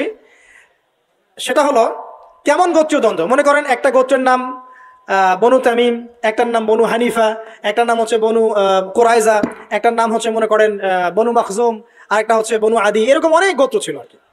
তো এই গোত্রগুলোর মধ্যে আপোষে দ্বন্দ্ব চলতো, খুব সামান্য কারণে তারা দীর্ঘস্থায়ী যুদ্ধ করত। একটু বোঝার চেষ্টা করেন, খুব সামান্য কারণে তারা লম্বা লম্বা যুদ্ধ করত। একটা উটকে কেন্দ্র করে প্রায় 80 বছর যুদ্ধ হচ্ছে। কত বছর? 80 বছর। এখন আপনাকে বলি, এই যে জাহেলিয়াতের এই যে গোত্রীয় হানাহানি, মারামারি, কাটাকাটি, এটা কি এখন সারা বিশ্বে ছড়িয়ে পড়েছে কি পড়ে নাই? আল্লাহর নূর দিয়ে দেখেন, পড়েছে কি পড়ে নাই? দেশে দেশে হানাহানি বেড়েছে না কমেছে? রাসূলুল্লাহ সাল্লাল্লাহু আলাইহি ওয়াসাল্লাম 23 বছর নবুয়তের জীবনে যতগুলো জিহাদ করেছেন এবং সারিয়া করেছেন, এতে সব মিলে হয়তো 2 থেকে 3 হাজার মানুষও মারা যায় নাই, ঠিক আছে? কিন্তু এখনকার দেখবেন প্রথম বিশ্বযুদ্ধেই কয়েক কোটি মানুষ শেষ, দ্বিতীয় বিশ্বযুদ্ধেই আরো কয়েক কোটি মানুষ শেষ, আর সামনে যে নিউক্লিয়ার যুদ্ধ হতে যাচ্ছে আল্লাহু আলাম কবে হবে, এবং এটা হইলে যে কি হবে পৃথিবীর অবস্থা আল্লাহই ভালো জানে। এমন নিউক্লিয়ার ওয়েপন্স আছে যেটা আসমানে যদি বিস্ফোরণ ঘটানো হয়, তাহলে ওই দেশের সমস্ত ইলেকট্রনিক জিনিসগুলো নষ্ট হয়ে যাবে। বুঝতে পারেন এই কথা? বোম মারতে হবে না পৃথিবীতে, মাটিতে বোমটা মারতে হবে না, আসমানে বিস্ফোরণ করে দিবে, তাতে আপনার পুরো দেশের যত ইলেকট্রনিক ডিভাইস আছে সব ড্যামেজ। এটা এই যুগ। ওই হিরোশিমা নাগাসাকির কথা মনে আছে? কি হয়েছিল ওখানে বলেন? 2টা বোম ফেলা হয়েছিল, পারমাণবিক বোমা। কে ফেলেছিল? আমেরিকা। আচ্ছা, ওই বোম দুটার নাম কি? হ্যাঁ, এই তো জানেন, লিটল বয় আর ফ্যাটম্যান। ওই 2টা বোম পড়ে যে কোটি কোটি মানুষ মারা গেল, এখন পর্যন্ত জাপানের মানুষ তার তেজস্ক্রিয়তায় ভোগে। এখনকার পারমাণবিক ওয়েপন্সগুলো তার চেয়ে অনেক অনেক অনেক বেশি শক্তিশালী, হাজার লক্ষ গুণ বেশি শক্তিশালী হতে পারে। রাশিয়ার কাছে এমন সুপারসনিক মিসাইলস আছে, নিউক্লিয়ার মিসাইলস, যেগুলো শব্দের গতিবেগের চাইতেও 10 গুণ বেশি যেতে পারে। শব্দের গতিবেগ কত হার্টস বলো? তোমরা সায়েন্সে পড়ো নাই? তো এই শব্দের গতিবেগের চাইতেও 10 গুণ 20 গুণ বেশি যেতে পারবে কি একটা মিসাইল। মানে মিসাইল আবার আকাশ প্রতিরক্ষা ব্যবস্থা বলে একটা কথা আছে। আকাশ প্রতিরক্ষা ব্যবস্থায় ওই মিসাইলগুলোকে ডিফেন্ড করে দেওয়া যায়, ধ্বংস করে দেওয়া যায় আকাশেই। ওই প্রতিরক্ষা ব্যবস্থাও ধরতে পারবে না কত জোরে মিসাইল যাচ্ছে। এবং সেই রাশিয়াকে উস্কে দিচ্ছে এখন পশ্চিমারা, ফেলো একটা বোম, ইউক্রেনে একটা বোম ফেলো খালি। ও যদি একটা ফেলেই দেয়, তখন দেখবেন পশ্চিমারা সবাই মিলে আবার যুদ্ধে নেমে যাবে, পুরো ব্যাসাকার হয়ে যেতে পারে। আল্লাহু আলাম, আল্লাহ ভালো জানেন। তবে এটা সময়ের ব্যাপার মাত্র যে বিশ্বে একটা ভয়ঙ্কর প্রলয়কারী কিছু একটা হতে যাচ্ছে। বলবো যে ভবিষ্যৎবাণী করে বেড়াচ্ছে। ভবিষ্যৎবাণী করি নাই, আপনার বর্তমান সম্পর্কে জ্ঞান নাই বলেই বর্তমানকে আপনার ভবিষ্যৎ মনে হয়। বর্তমান সম্পর্কে আপনি অজ্ঞ বলেই বর্তমানের জ্ঞানটাকে আপনার কাছে ভবিষ্যৎ মনে হচ্ছে। বর্তমান সম্পর্কে জ্ঞান অর্জন করেন, দেখবেন সঠিক বুঝতে পারবেন। নিউক্লিয়ার যুদ্ধের দ্বার প্রান্তে। তো যেটা বলছিলাম, এই যে গোত্রীয় হানাহানি দেখেন ছড়িয়ে পড়েছে, আর এই হানাহানিকে উস্কে দিচ্ছে কারা? এই উদ্দেশ্য বাস্তবায়নের জন্য তারা এই কাজগুলো করে বেড়াচ্ছে। আইয়ামে জাহিলিয়াতের সেই যে সুন্নত, ওই যে জাহিলিয়াত এখন সারা বিশ্বে এভাবে ছড়িয়ে পড়েছে। অতএব আপনার চোখ কান খোলা রাখতে হবে। ভয়ঙ্কর অবস্থা সামনে। দেখেন না, গভর্নমেন্ট বলছে এখন যে সামনে ভয়ঙ্কর খাদ্য সংকট দেখা দিবে, কৃষিজ দিকে ফোকাস করতে বলছে এবং নিজেদের খাদ্য উৎপন্ন করার দিকে মনোযোগী হতে বলছে। এই কথাগুলো 5 বছর থেকে বলি নাই, তখন তো খারেজি হয়ে গেছিলাম। এখন এই কথাগুলো খোদ আমাদের দেশের প্রাইম মিনিস্টারও বলছেন, আলহামদুলিল্লাহ। তাকেও সেই বুঝ আল্লাহ পাক দান করেছেন। তো এই যে কথাগুলো, এগুলো কোনো অলিক গল্প কাহিনী না। যারা ওয়ার্ল্ড অ্যাফেয়ার্স বোঝেন তারা জানেন যে বিশ্ব এখন একটা ভয়ঙ্কর একটা অবস্থার সম্মুখীন হয়েছে। এটা আপনারা বুঝতে হয়তো দেরি করে ফেলছেন। আল্লাহ পাক আপনাদেরকে বোঝার তৌফিক দান করুন, আমিন। শেষ কথা বলি, ওই দ্বন্দ্বটা কিন্তু দেশ থেকে দেশ ছড়িয়েছে, যেমন ঠিক একইভাবে ধর্মের মধ্যেও ছড়িয়েছে। ধর্মের মধ্যেও আমরা কিন্তু বহু দলে ভাগ হয়ে গেছি। এমনকি মুসলিমদের মধ্যেও আমরা শততা বিভক্ত বিভিন্ন দলে, আছে না? এক দল আরেক দলের লোকদেরকে সহ্য করতে পারে না, আরেক দল আরেক দলের ইমামকে সহ্য করতে পারে না, হ্যাঁ, এক সংগঠন আরেক সংগঠনকে সহ্য করতে পারে না। এই যে গোত্রীয় হানাহানির সুন্নত, ওই আয়ামে জাহিলিয়াতের সুন্নত, এটা এখন মুসলিমদের মধ্যেও ঢুকে পড়েছে। তো প্রিয় ভাইরা, দেখুন, আমি এক কথায় বোঝাতে চাইলাম যে জাহিলি যুগ আপনি যেটাকে বলছেন, আয়ামে জাহিলিয়াত যেটাকে বলছেন, যে কারণে বলছেন, ওই কারণগুলো প্রত্যেকটা কারণ এখনকার বিশ্বে মজুদ আছে।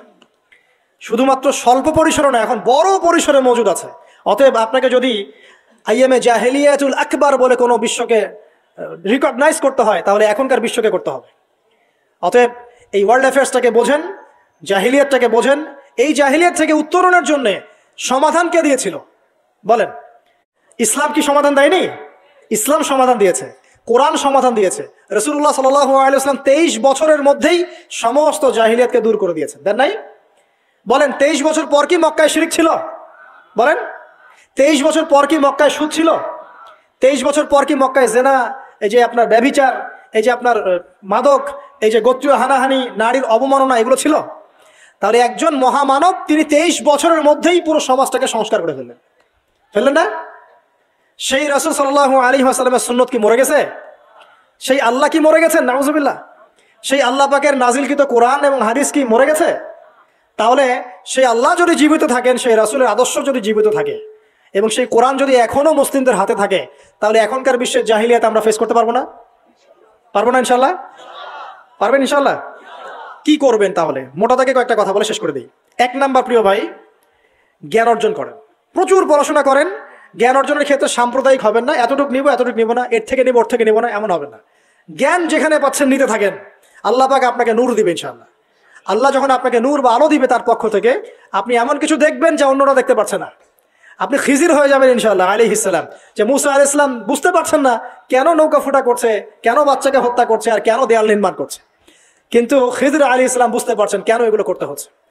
2 নাম্বার, প্রিয় ভাই, আপনার হায়াতটাকে মূল্যায়ন করেন।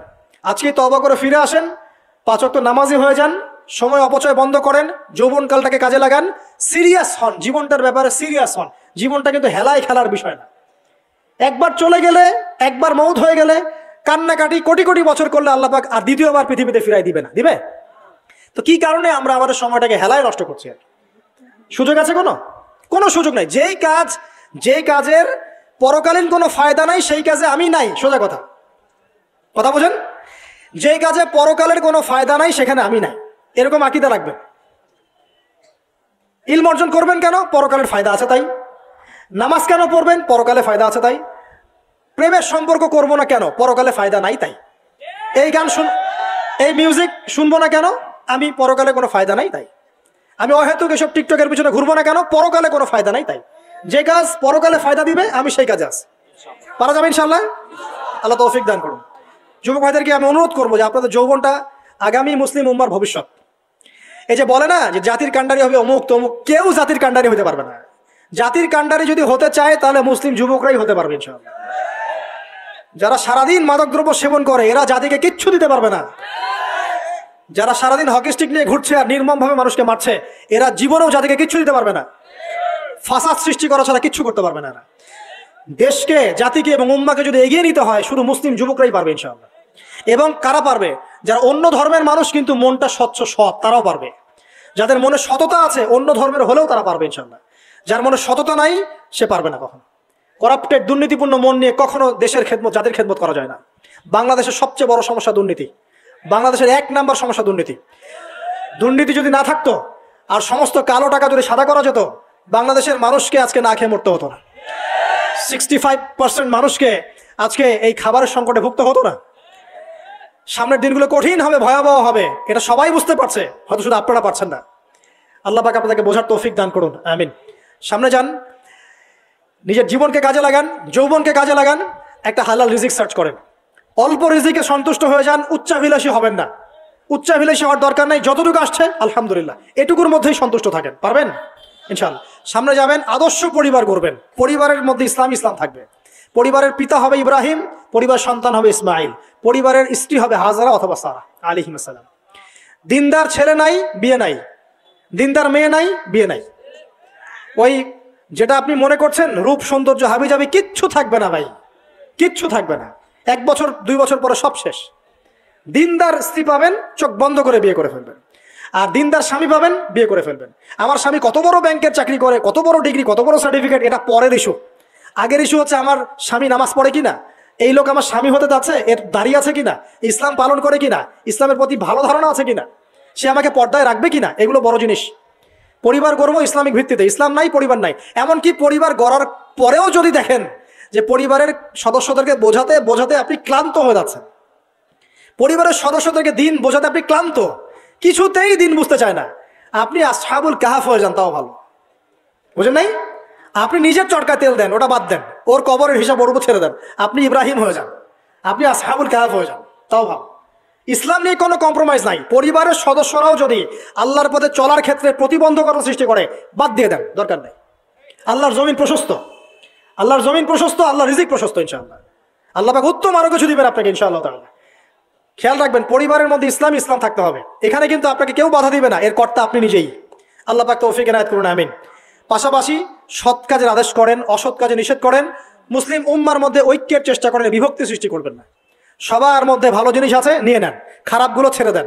এমন কোনো সংগঠন বা দল বা জামা নাই যার 100%ই পরিশুদ্ধ, এমনটা কোনো নাই, কোথাও নাই। সবার মধ্যেই কিছু না কিছু ভুল থাকবেই, কিছু না কিছু ফল্ট থাকবেই। ওই ফল্টগুলোকে নিয়ে যদি আপনি পড়ে থাকেন আর কাদা ছড়াছড়ি করতে থাকেন, কাজ হবে না। এখন এই যুগটা সেই যুগ না। এটা কি সাহাবীদের যুগ যে চুল ছেঁড়া বিশ্লেষণ করতে হবে? এখন কি খেলাফা কায়েম আছে? সাহাবীদের যুগে খেলাফা কায়েম আছে, ইসলামিক অর্থনীতি কায়েম আছে, ইসলামিক রুলিংস চলছে। তখন সূক্ষ্ম সূক্ষ্ম বিষয় নিয়ে সাহাবীরা একে অপরের সাথে কনফ্লিক্টে যাচ্ছে, মত পার্থক্য হচ্ছে। আর এখন তো কিছুই নাই, এখন আপনি ওই ছোটখাটো বিষয় নিয়ে পড়ে আছেন, বড় বিষয়টি তো খোঁজ নাই এখন। আল্লাহ পাক আমাদেরকে বোঝার তৌফিক এনায়েত করুন, আমিন। সামনে এগিয়ে যাবেন এবং দিনের জন্য কিছু করার চেষ্টা করবেন।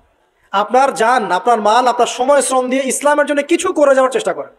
কিছু না পারেন, একটা এতিমখানা করেন, একটা মাদ্রাসা করেন, একটা মসজিদ করেন, ঠিক আছে, একটা সামাজিক সংগঠন করেন, একটা কি বলবো, আপনি যদি পলিটিক্সও করেন, কোনো সমস্যা নাই, কিন্তু এটাকে ভালোর দিকে নিয়ে আসেন, ন্যায়ের দিকে নিয়ে আসেন। দুর্নীতি অন্যায় বাদ দেন, অন্যের ক্ষতি করা বাদ দেন, অন্যের গীবত তহমতের সংস্কৃতি বাদ দেন, ভালো কিছু করেন, সামাজিক কাজ করেন, মানবতার কাজ করেন।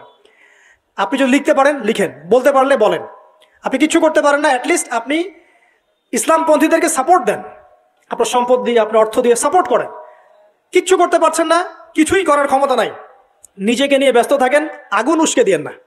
মনে করেন আপনার কিছু করারই ক্ষমতা নাই, কোনো যোগ্যতা নাই, ঠিক আছে, আপনি চুপ থাকেন, অ্যাটলিস্ট আপনি আগুন উস্কে দিয়েন না, নিজেকে নিয়ে ব্যস্ত থাকেন, আপনি আপনার কাজ করেন।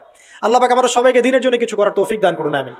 আর সবশেষ কথা হচ্ছে যে বর্তমান অর্থনীতি, সমাজনীতি, বিশ্ব ওয়ার্ল্ড পলিটিক্স, এগুলো খুব ভালো করে পড়াশোনা করবেন, করে কোরআন সুন্নাহর সাথে মেলাবেন, আখিরুজ্জামানের হাদিস এবং আয়াতগুলোকে স্টাডি করেন, সমসাময়িক প্রেক্ষাপটের সাথে এই পরিস্থিতিগুলো মেলানোর চেষ্টা করেন। দেখবেন আপনার চোখ আল্লাহ খুলে দেবে ইনশাআল্লাহ।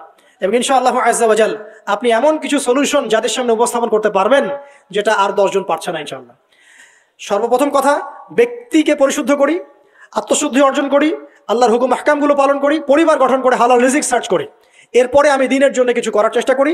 যদি আল্লাহ পাক আমাকে আরো বেশি যোগ্যতা দেন, তখন আরো বড় পরিসরে দিনের খেদমত করার তৌফিক আল্লাহর পক্ষ থেকে চেয়ে নেই, আল্লাহ পাক কবুল করবেন ইনশাআল্লাহ আজ্জা ওয়া জাল। আজকের মতো আমরা আর লম্বা করছি না, এখানে শেষ করছি। আমরা কিছু প্রশ্ন উত্তর দিব ইনশাআল্লাহ। তবে দোয়া করছি আপনারা সবাই দোয়ায় শরীক হন যে আল্লাহ রাব্বুল আলামিন আমাদের সবাইকে যেন কোরআন এবং সুন্নাহর ইলম অর্জন করার তৌফিক এনায়েত করেন, আমিন। এবং আমাদেরকে সংকীর্ণ মানসিকতা থেকে বেরিয়ে আসার তৌফিক দান করেন। আল্লাহ পাক আমাদেরকে ওই আইয়ামে জাহিলিয়াতের সেই বড় বড় পাপগুলো থেকে বাঁচিয়ে রাখুন, আমিন। এবং এই পাপগুলোর যে মহামারী এখন চলছে, এখান থেকে আল্লাহ পাক আমাদের পরিবারবর্গকে হেফাজত করুন। আল্লাহ আমাদের মা বোনদেরকে খাস পর্দায় থাকার তৌফিক দান করুন। আল্লাহ পাক আমাদের যুবক ভাইদেরকে যাবতীয় পাপাচার ছেড়ে দেওয়ার তৌফিক দান করুন। আল্লাহ পাক আমাদের যুবক ভাইদেরকে 5 ওয়াক্ত নামাজি বানিয়ে দিন। আল্লাহ পাক আমাদের যুবক ভাইদেরকে এই মাদক, পর্ন এসব ছেড়ে দেওয়ার তৌফিক দান করুন। আল্লাহ পাক যুবক ভাইদেরকে রিজিকের ব্যবস্থা করে দিন। আদর্শ পরিবার গঠন করার জন্য আল্লাহ আপনি সাহায্য করুন। আল্লাহ পাক আমাদের বাচ্চা যারা আছে, কচি কাঁচা বাচ্চা, এদেরকে ইসলামিক আদর্শে বড় করার তৌফিক দান করুন। আল্লাহ পাক আমাদের ঊর্ধ্বতন কর্তৃপক্ষ যারা থাকবে, প্রশাসনে, রাষ্ট্রে, যে যেখানেই থাক, আমরা দোয়া করি আল্লাহ পাক সবাইকে ঈমান দান করুন, আমিন। এবং আল্লাহ পাক তাদের গুনাহগুলোকে মাফ করে দিন।